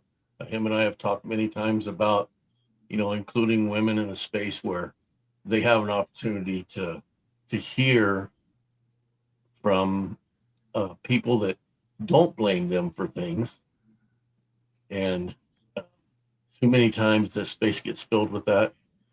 And we as men can be harsh with women, I guess, sometimes with the way we talk about them or feel about them. But as Donovan knows and Paul knows, I don't talk bad about women. I never have. And going on to the dragon ship, that was one stipulation that I give Thor. I won't talk bad about women. They've got their own issues. They've got their own problems. And my job isn't to go in and make them feel worse about themselves, but it's to educate them and men about what it takes to be, first off, human. There you go. And second off, about how to grow yourself and be the person you want to be. So I look forward to working with Gia, Glenn, and Vidar, and all the guys that are going to participate in this new venture. And if you guys need anything, get a hold of Glenn or get a hold of me, and we'll see what we can do to help. With that, I'll miss you, brother. Thank you, Wraith. Thanks, Wraith. Let's throw it on over to Donovan Sharp because I think he's got to go too. Yeah, I've got some stuff that I got to take care of. Yeah, thank you guys for having me. This was very cathartic, I think, for all of us. I think grief can be, and just like the guy on the bottom left, I forgot what your name is, but that's the realest shit I've heard in a while. Is sometimes the scars on the inside can hurt worse than the scars on the outside. And when you're dealing with grief, it's very easy to, spiral, do things that are uncharacteristic, because you are dealing with grief. It's very important that we choose healthy outlets, to relieve our grief and our sorrow. Because at the end of the day, when you destroy yourself because you're grieving someone else, you're dishonoring that person. The loved ones that we've lost, they don't want us to ply ourselves with alcohol or crawl into a bottle because we just can't handle things. Easier said than done, I know, but that doesn't mean that it can't still be done. So, for all of us out here who are grieving, the death of Thor, just make sure that we choose healthy outlets to sort of help us relieve all this stuff. It was great to be here. Great to meet all of you. Dane, again, congratulations on the birth of your daughter. My condolences to you and your family, and I appreciate you guys having me. Thank you, buddy. Appreciate you. Absolutely. Thanks, Donovan. I gotta say, I fucking love that Stetson, man. Hold on. AJ, that Stetson's pretty badass. I gotta put this on, and then we should throw it on over to you, man. Dude, at first I thought I was gonna hate it. I mean, it's part of the culture, and now that I've pretty much 6 years now in Texas, I've kind of assimilated to it. But first things first, he wasn't able to make it, but he wanted to. Vince from Masculine Geek, he left me a message. Give his condolences to the families, Dane, Missy, Glenn, Mitch, and he just wanted to talk about how Thor joined us for D&D, some Advanced Dungeons and Dragons First Edition, because apparently back in the day, you guys used to get down into it and play it, and he's excited to join us. We played a few games before got too hard for him to be able to be there for us during it. I've actually taken over one of his characters for the Drew Bay campaign, which we are going to give him a heroic last stand in the next couple of sessions, as well as we had Thor come on for mini painting as well over on Masculine Geek, and I have a 3D printer, and I printed him out a giant, pretty much Warhammer Proxy Titan. For most of it was printed out, and I'll put the link in for that for all the live streams that Thor joined on Masculine Geek. I'll put that in the chat right now. But as for me, I met Thor, like a lot of us, through MLD's Masculine Empowerment Network. Got to the point where I did the Money Muscles game thing with John, and then Glenn was on one of the Dragons monthly meetings, and it was a freebie that your father gave out to all of us. And Glenn's message resonated so much with me that I ended up joining the community. And eventually later on, Thor asked me to become a member of the Dragon Ship for the weekly panel. And I was honored with that. And that alone opened up so many doors for me. Whereas that's what got me in touch with Vince to start doing Dungeons and Dragons with him, and Rolo Tomasi and Rational Mail is one of the dungeon masters for that. So getting to work with Rolo one-on-one was pretty awesome. And your father gave me probably the best piece of advice I've ever gotten from anyone in the men's spaces. Don't start beef. Try to get along with everybody. And I try to honor him with that. I don't want to beef with anybody. I use our greatest superpower as a man, which I think your father was actually the first one to tell me, that we have the ability to walk away. So if something doesn't work for me, I'll walk away. And then the book project came to carry on his legacy and write on more books. I released my first book last October on emotional durability, something that I was probably like 70, 80% there. And then working with your father got me all the way there. During that time, I also switched careers, I'm in still the same career, but I switched employers, which again, you'll hear like Mike talk about it, Donovan talked about it. The knowledge that comes from this space, if used correctly, will benefit you so much. I went from all right pay for my knowledge and level to a 22.5% pay increase when I switched companies. And then in 18 months, I became a lead technician. And then last October, in April of last year, I went and made it my mission to personally visit him in California at his house, because I missed out on him in Vegas during one of MLD's Hot Dude Cons in Vegas, which Randall and I were at. We actually had conjoining rooms, and we had a couple of other guys with us there. Unfortunately, I missed out on your father, so I'm like, I'm not going to miss him out this time. So I made it my purpose to get out there and see him before one last time. I really wanted to get out there one last time, just work and other things just got in the way. And that saddened me, but I was there communicating with Glenn pretty much daily for the last couple months, just checking in, making sure everything everything's going fine. One last thing that I'll have to say about Thor is, for a lot of us, he started off as a coach, a mentor, a teacher, but then he became more than that. He became a friend. He became, in my case, as everyone else said, a surrogate father. My own father taught me the beta buck side of the house. He never really taught me the alpha bucks, and that's where your father comes in for a lot of the guys that are lost out there that need that dominant masculine role model in their life. But yeah, that's about all I got for right now. Thank you, buddy. You know, AJ mentioned his book, the Psychology Emotion. It's a part of the Essential Skills of a Masculine Presence series that Thor masterminded. We talked about his 3 books, right? And the second 2 are a part of that series. But yeah. Thor asked that a part of his legacy was to ask a bunch of his friends in the space to help him create an encyclopedia of all this kind of stuff. And so, yeah, AJ's book is really good. That's another thing that, just thank you for reminding me, Paul. I wrote my second book. I released it about a month and a half ago now. During the writing of that book and talking with your dad, these 2 books will probably be my legacy, because in the writing of my second book, I realized I'm probably not going to have kids. So thank your dad for allowing me at least to have a literature legacy left behind to help out other men.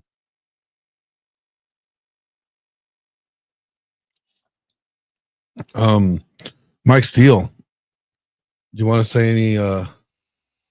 anything here? Thank you very much for inviting me. It has been a privilege and an honor. Man, I the only thing I could say at this point would just be completely selfish, and that's I wish I had more time with him.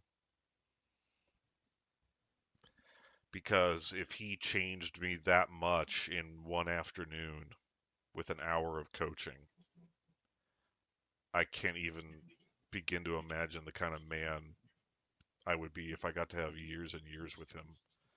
But I'm not going to worry about what could have been, because what Thor would want me to do would be to strike out on my own and shape myself through myself.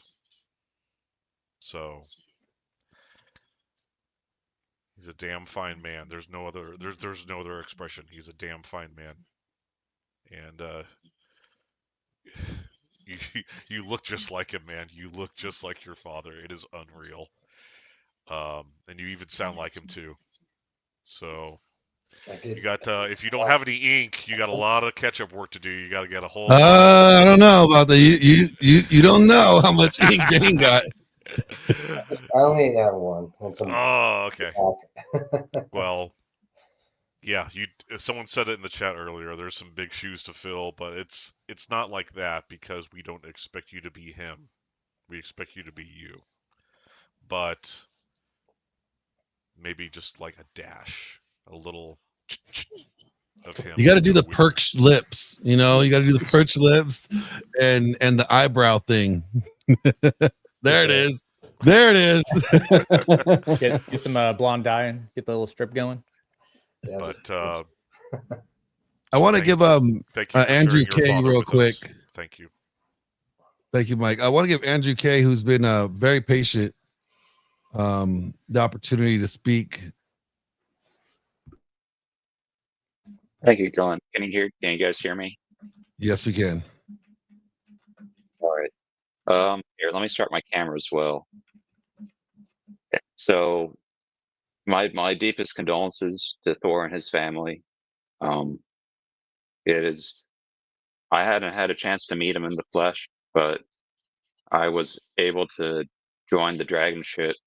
I got to meet so many of the men in there, and I got the chance to talk one-on-one with Thor about, he was so knowledgeable about blood work and getting your testosterone up, that it really, just that short conversation showed me a lot about his character and just about his passion to help other men.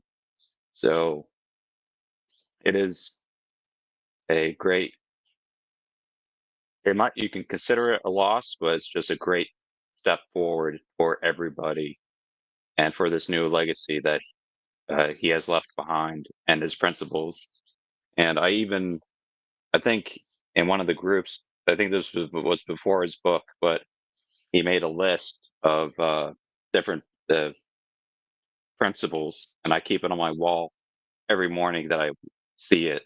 So even a stranger like me, it seems like your father left a lot. So my deepest condolences. I appreciate that.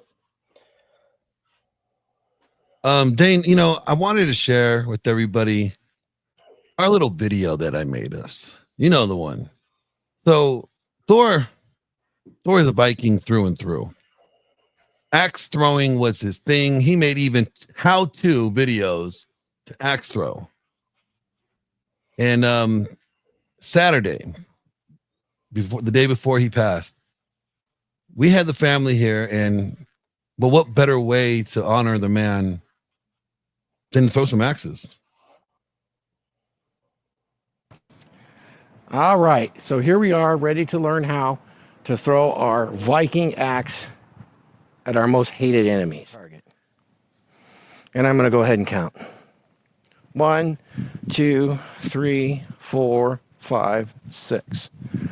Now I'm facing away from the target. As you can see, nice comfortable stance. As I'm ready to throw this, I would line up on it.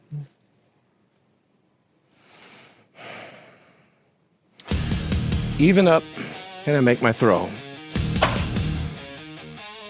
And here we go.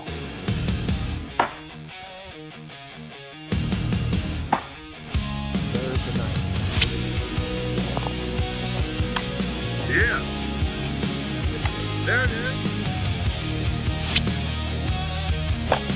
Look at that. Look at that. In the flame from the wreckage of weakness, we rose with a name carved into stone. Every scar that we wear is a map of the pain that taught us to care. We don't chase approval, we don't beg for respect. We lead from the front, we command and protect. From the silence of shame to the roar of a core, we are men reborn, we are sons of Thor. Raise your hammer, raise your voice. This is the call. This is the choice. To be the fire that breaks the mold. To be the steel, unbent bold. No more boys lost in the noise. We build the men, we kill the ploys. We're the storm, we're the law. We are the legacy. Sons of Thor.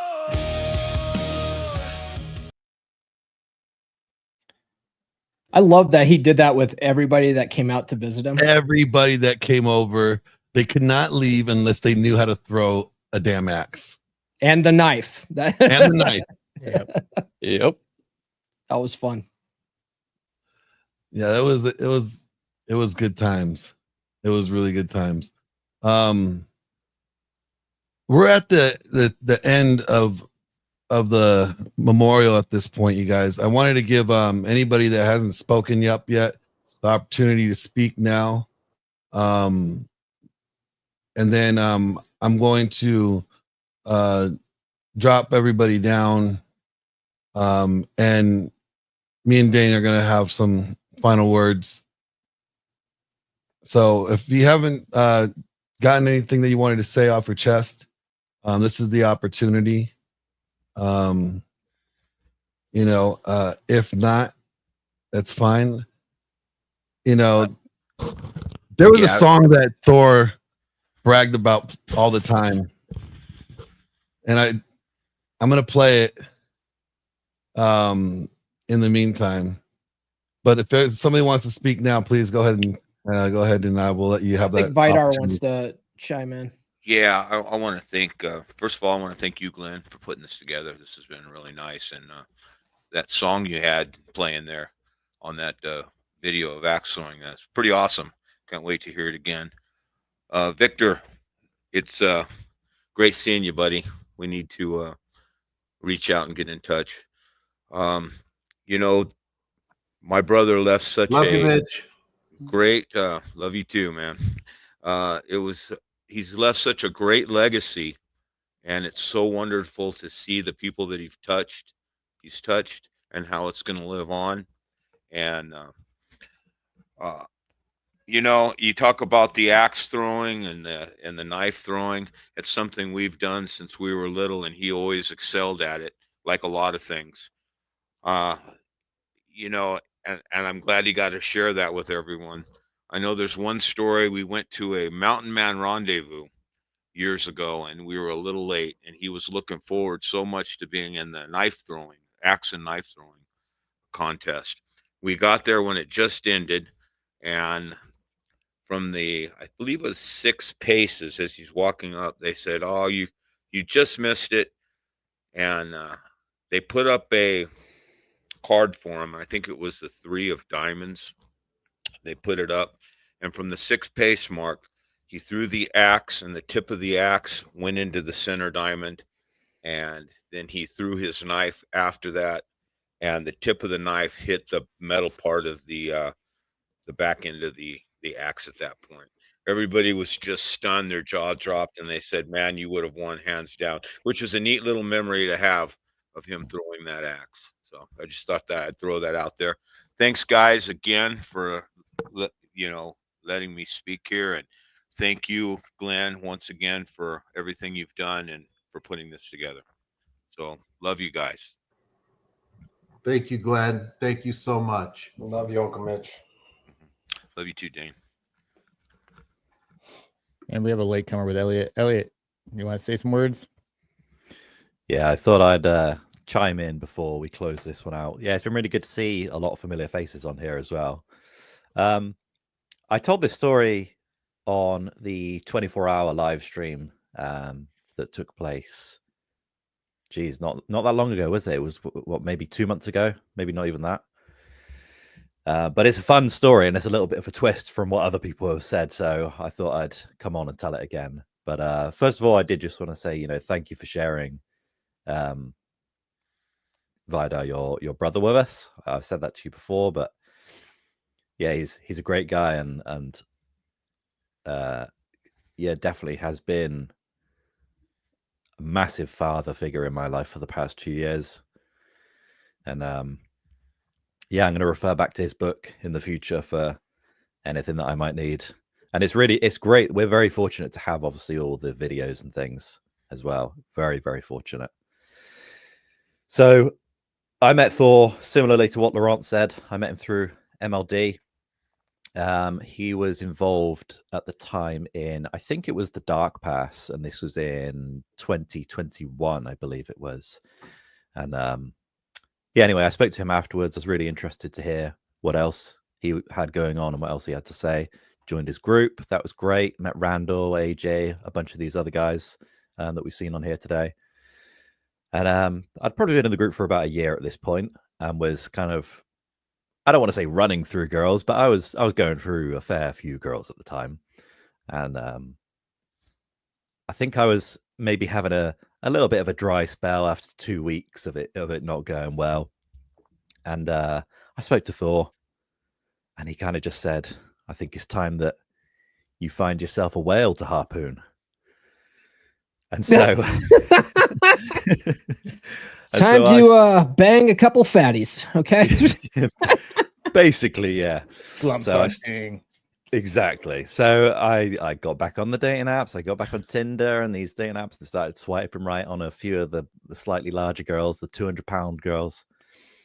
And one of them matched, and I showed him the pictures, and he was like, "She's perfect. Go get her." So I met up with this girl, took her home. We did the deed. 20 minutes into it, I'm like, "I'm really sorry, but I just can't continue doing this. You're going to have to go." Sent her on her way, got her a cab home. And then I think I spent about the next 45 minutes sat in the shower, just kind of like, why did I do this? Thinking about my decisions. But Thor was absolutely correct, because he knew that he knew that I had the mental toughness to be able to deal with making a mistake, but it's important that we make the right mistakes. And I think he saw that. And it took me a while to understand that. It took me a few months to really understand it. But yeah, I'll never do it again. I'll never go after harpooning another whale again or fishing for dumpster rhinos like that ever again. But I told you not to. I told you. Yeah, Well, we always tell guys not to. We tell guys not to all the time, and I say all the You time, told some us not to. motherfuckers- Some motherfuckers got to burn to learn, and Well, learning one the lesson thing- yourself is very important. One thing that a lot of guys don't understand, though, is especially if you haven't had success in dating in a long time, you don't have to bang the you don't have to bang these fat chicks, but just going out and doing practice dates with some of these girls, it's actually good practice, you know. Sometimes your wingman's got to take the bullet. Yeah. Sometimes the wingman's got to get the big girl. Just saying. Well, this is what he was trying to teach, is that he taught that, you know, even the bigger girls, even the ugly girls, everybody, whether they're 65 years old or they're 22 years old, they all want attention. So go and speak to them, have fun with it. And Thor was a master at this. I mean, he could flirt with anybody and everybody. It's fun. A lot of guys underestimate it. You know, a lot of guys just haven't trained the charisma for it. Charisma is completely trainable. That's one of the important messages that Thor talks about. You can train yourself to be charismatic through understanding conversation and practice. And about the aesthetically challenged ladies, they also need love. They're human beings, and sometimes they haven't had love in a long time. Oh, And she was they're extra enthusiastic. enthusiastic about it because they. Oh yeah, she was messaging me back the following days, like, when can I come over again? I'm like, I'm really sorry, but this is not happening. And I'm telling Thor all of this, and he was loving it. I'm proud of you. Love it. Thank you, sir. I feel like I learned a lot from that.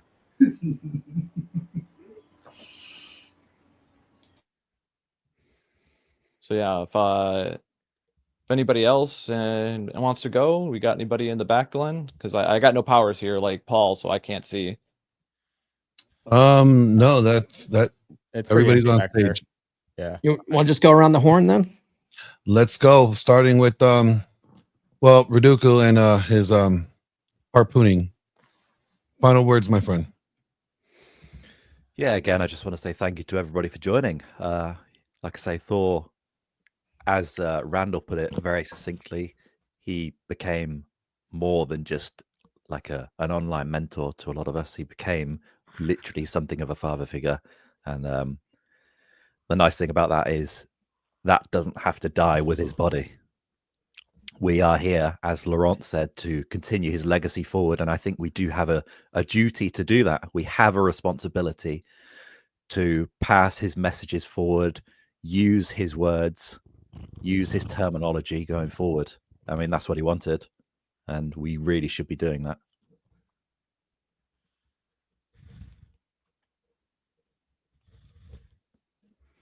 I guess throw it on over to Tarl there. Yeah.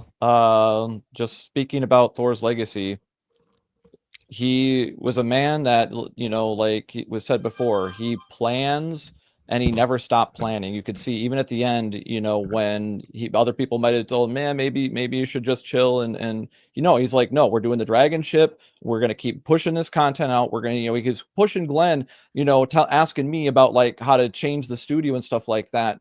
Even just a couple weeks ago, like no joke, like this, he never stopped ever. He kept wanting to push his legacy and make sure that it did outlast his mortality. So I can't help but be humbled and honored that he would even, you know, include me in this. He wanted to remodel the Sons of Thor kind of after a motorcycle club. And so I have the position of secretary. And I looked it up. There's a lot of responsibilities and things like that, depending on how we arrange things going forward, that, you know, seem right up my alley and like a perfect fit. You know, that's the kind of things, liaison work and stuff like that. I'm really good at talking to people. And as Paul says, I'm also really good at yelling at people when I need to. Sometimes you need a drill sergeant, Paul, you know that. But that's Thor's legacy, you know, be able to speak to people how you need to speak at the time to help them get the result, not to make yourself feel good, not to make others feel good. He always was thinking about others, even at the end, even when he realized that he might not be here. Like I said, he had the same plan, but there was 2 variations of it, one with him and one without him. And he made damn sure that what the plan without him would still go off without a hitch, even if he wasn't there to oversee it himself. So I can't help but be humbled. And as somebody mentioned in the chat earlier, traditionally, Vikings, I'm a descendant of Norse Viking royalty, we celebrate life. We appreciate it. Same way we give thanks for the hunt. We don't take things for granted. We celebrate all the good and ignore the fucking bad and do better.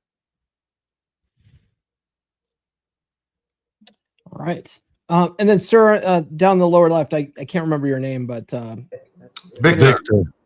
All right. Let's. What are your final thoughts, sir? First, I want to say how much I love the family. They were part of my family. I grew up with them. So I really do want everybody in the Markinson family to know that, you know, it hit me really hard. I won't even get into all that.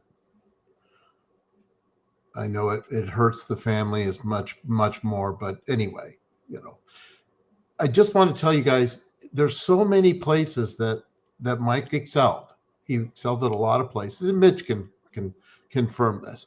It really was that kind of a thing. I talked about his martial arts while he was still climbing the ladder at work. You know, this is like major energy, right? You got to put out. And then after that, you know, he decided to become like a bodybuilder. And then he became an author. And he became what you guys know him as, right? His name is Thor to everybody here. Well, that's his mother who had the foresight to name him that, right? Michael Thor Markinson. So his family is just part of the fact that everybody here sees the extension of who he really is. It's just an outcropping of his wonderful family. And I just want to say, in my concerns over Mike, was that at the end of his life, I was worried, and Glenn tells me Glenn was there for him. And, you know, everybody needs to realize what a big job Glenn did. You could see it in that video. Huge kudos to Glenn. And he's still helping Missy. You know, my wife is best friends with Missy. We love her. And I want everybody to know that, you know, in my world, what mattered to me is that his salvation was there, and it was. And I love Mike. He was one of my best friends, my brother. 44 years. We grew up as teenagers. We had a band together. You know, he continuously excelled. You know, I got into all the things that you guys know him about, you know, guns, food storage prepping, don't trust the government. And, you know, he was the first guy to listen to Alex Jones. And I started listening to Alex Jones, you know, you crazy, you know, and he's like, it's just showmanship. He's just putting sizzle on the steak. But he was always willing to bend his ear in a direction that the mainstream wasn't in. And it took him so many places, right? And then when I had said to him, hey, man, have you thought about checking your hormones? Because I was on hormone treatment, and he got into that. Like, look at, you know, everybody should know he really got into it. And, you know, he says, I'm going to be a bodybuilder and everything. And in fact, I don't know if you guys can see it, but back there, I have the fitness machine. Do you see it? It's the FT2, same one Mike has, because I went over to his house and I said to him, what the hell is that? And I was so blown away. He goes, oh, no, you got to go down there, go to the warehouse. And here's the card for Fred. And I get the deal that, you know, I get the factory blowout because it was a really great deal. And I bought the same machine, and he comes over. I got a video of him lifting massive amounts of weight on it because, you know, Mike always had to be really strong. He was enormously strong. But yeah, everybody needs to know that it's always a branch, right? You branch into new places in your life. And even at the end there, you know, they were making funny videos. Seriously, that's really, we have to see it for what it is. It's a creative spark that God puts in you, and it just flourishes all the way to the last day. So I just want to say, and I'm sure he loved all you guys because this is what he did. So I'm glad that everybody was here, and I'm glad I got to meet you all. And, again, love and kudos to the family. I love the Markinson family, always will. And I'm very, very grateful to see all of his friends in the internet world show up and pay their respects. Praise to all of you. Kudos to everybody here. And thank you, Glenn. And that's what I have to say. Thank you for that. Laurent. Laurent. Yes, sir. Final words, sir. Oh, it's 5 a.m. here. So there's a storm. Yesterday, I was rescued by not rescued, but I was greeted by the Coast Guard because I was kite surfing and I drifted to a cliff. So the Coast Guard came and, dude, what are you doing anyhow? So I'm going to do that today again. And anyhow, Thor has entered immortality. He's touched our lives. He's really changed our lives. And what we can and should do is taking small steps to honor him. It's not because he passed on that we should disband. We should continue. And Paul, you said something really interesting. You said this is why Glenn is carrying on the torch. He does it with altruism. He doesn't put his ego first. He puts the message of Thor, the legacy of Thor first. So let's continue. I'm always here. And I want to extend my thanks to Thor. He spoke to me at a time when I was really vulnerable and weak, and now I'm rebuilding my life. So I'm really grateful for what he did.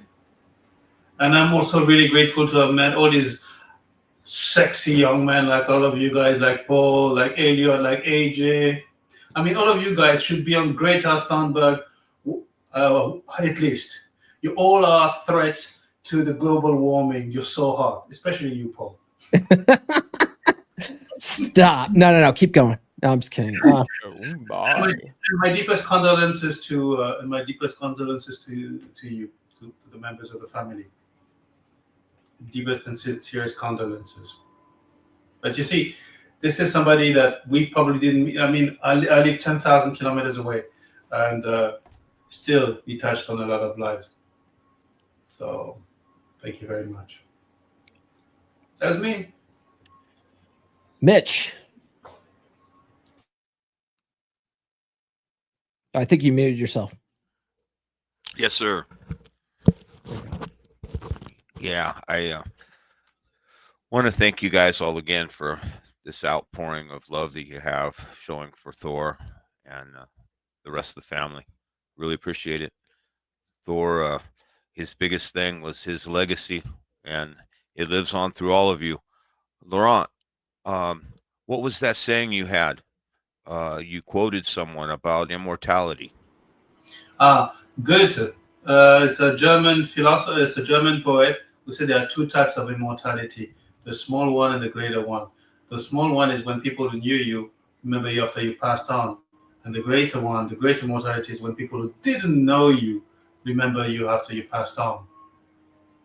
Thank you. Yes, that is the immortality that's going to live on with my brother Thor, because his books, his genius, it will live on, and it's so needed. I know that years ago in the early 90s, when I started getting into the pickup artist movement and listening to everybody's theories and looking for myself to see what things were working and trying to learn the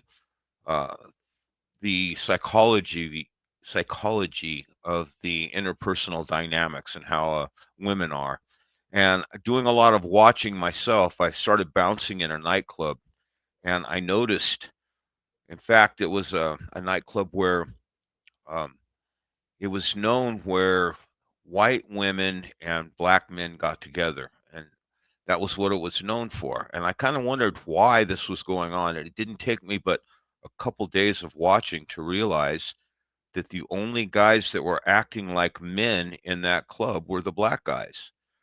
All the other white guys were missing that masculinity. They were sipping their glasses of wine or a beer with their little pinky out and crossing their legs like a female, and it became very obvious there was a lack of masculinity. And even when I still got into the pickup artist movement and then into the red pill, it was, to me, the genius of Thor that all these little techniques that would work for that and the psychology of that he summed it up completely, that what men were missing more than anything was that dominant masculine presence. And I think the world has purposefully, against God, has tried to drive that from modern men to destroy society. In fact, you can see that in a lot of things, that to try to take away that masculinity and take away the femininity, which results in the destruction of the family unit. And I think there was a genius there, and his books on teaching young men who may have not been raised with the ability to have a masculine man in their life is going to live on, and he's going to have that masculine, that immortality that's talked about with men that have never even known him will remember him.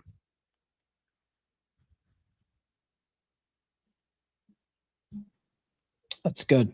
It's good. I think Glenn was going to do something here, but I'm not sure what's going on. After everybody's on speaker, we'll play video. Okay. If I can, I wanted to say thank you to Glenn for doing this. Big shout out to Glenn, Paul, AJ, Charles for continuing the Sons of Thor. And from all the things I think Thor has said, the thing that always sticks in my mind is are you living the dream? The nightmares are dreams too. I think that's the biggest thing. So thank you guys. Thank you to Glenn, and my deepest condolences. May Thor's legacy live on.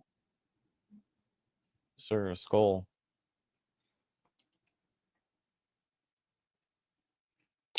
You want me to go, The way or it comes Charles across go? to a lot of people is I had my fun, but You ever notice how the red pill's really good at pointing fingers, but terrible at handing out solutions, right? Yeah, it'll tell you what's wrong. Feminism is out of control. Women sleeping around like it's an Olympic sport. The courts are rigged. Society is hostile to men. Cool. Thanks for the memo. But after that, what's the actual advice? Don't get married. Spin plates. Smash and dash until you're 80. Enjoy the decline. That's not a roadmap. That's a suicide note in slow motion. Roll Tomasi, the so-far godfather of this space, has made a living screaming fire, but never handing out a fire extinguisher. He'll drop stats, drop warnings, drop rules that sound like they came from a dude who's got his heart ripped out from his high school sweetheart. And then he'll tell you, figure it out yourself. So when people say, "Oh, Rollo's really going black pill these days," I'm like, "No, I'm not. I'm red pill, and I'm just telling you like it is. I'm not telling you what you should do." What kind of leader says that? Nah. See, here's the dirty little secret.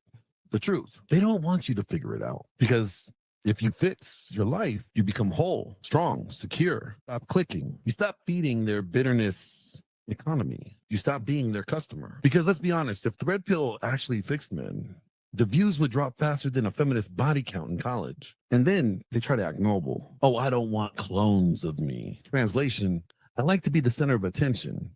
I like being the guy in the room who looks like he has his shit together, that looks like he has all the answers, that looks like he could be your savior. It's not mentorship. It's gatekeeping. Leadership is pointing in the direction. Leadership is giving direction, structure, standards. It's not giving you 9 iron rules dealing with broken women while calling yourself red pill aware and still obsessing over the same female behavior day after day. That ain't masculine. That's gossip. That's bitterness in a fitted tea. So here's your prescription. I will be brave enough to give you one, okay? The red pill's an alarm clock. It wakes you up. But if all you do is hit the snooze and complain about how early it is, then you ain't getting anywhere. You need to get up and start building. And that's where a dominant masculine presence comes in. You want an antidote to the chaos? You want to become the kind of man who women respect and life doesn't break? Then go read R.P. Thor's A Dominant Masculine Presence. And then read my book, The Essential Skill of a Dominant Masculine Presence. and start mastering the Super 7 superpowers: physicality, psychology, presence, problem solving, prosperity, power, and passion. The building block. Stack them, and you become a fortress. You don't chase women. You don't fear feminism. You're too damn focused on conquering your mission to care what random girls are doing on Instagram. You want to get married? Fine. Don't marry through the state. Do a covenant marriage through your church. Put your assets in a trust. Put yourself through an LLC. Let the LLC own the trust. Structure your life like a man who's playing to win, not one who is scared to lose. Yeah. Talk to a lawyer. Set the foundation up right, because protection doesn't mean weakness. It means wisdom. Look, you don't have to be bitter, and you don't have to be nihilistic. You don't have to throw in the towel because women aren't what they used to be. You just have to become the man who doesn't care what the world throws at him, because his foundation is solid. His purpose is locked in, and his presence is undeniable. Build your life on you, the dominant masculine you, because sitting around bitching about women all day, that ain't masculine. That's emotional. That's reactive. That's feminine energy in disguise. So let's stop pretending rage is strength. Let's stop calling cowardice awareness. RP Thor in the house.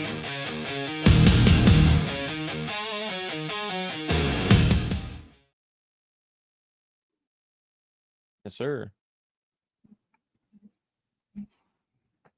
Muted, Glenn. Dane, you and I got to speak a lot last night, my friend, my brother. I do plan on going golfing. Okay. We're totally doing it. I'm going to be Happy Gilmore. Okay. And sometimes my swing looks like that too, and it's successful. Sometimes it's not. But we were talking about what your dad really wanted. He wanted to bring back families. He wanted to bring back that unity. And you know, your dad set the model with your own family. It wasn't the traditional normal family that everybody would talk about, but your dad took family, as broken as it was at times, and he put it all back together in the end. I got to see your mom, your family all together, even when they were at hard times. He was the glue that held them together. And your dad led the life by showing us how to do it.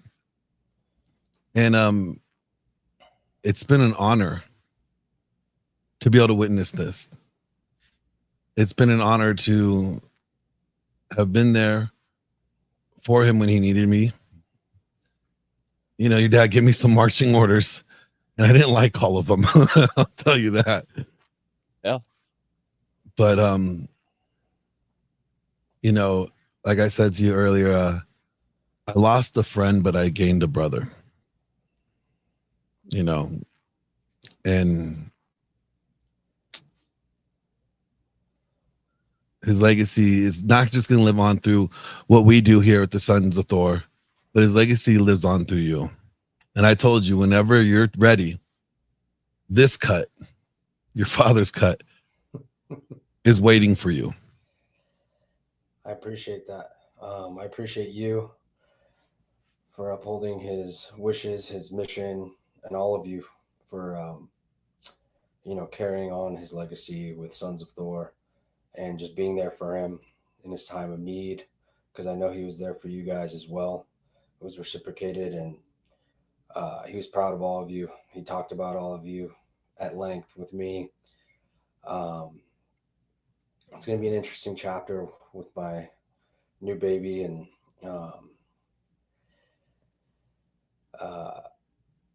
I just got to call upon him up in Valhalla and get the advice that I would usually get if I needed to call him. And that's the one thing that hurts the most, is just he was my best friend. Anytime I needed advice, he was the guy that I called. So I may call upon you guys one day. So I appreciate you. We will be here.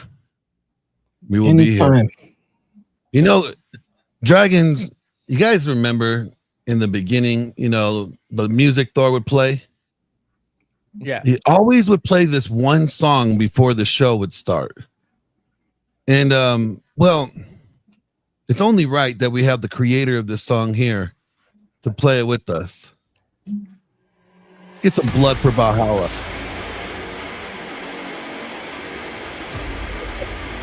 I want to thank all of you for tuning in.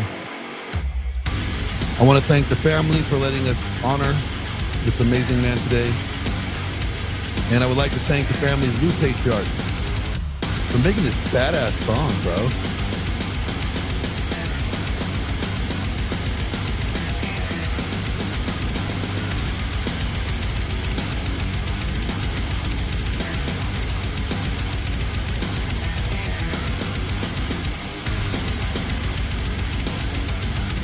And until next time, everybody, have a good one. Yeah.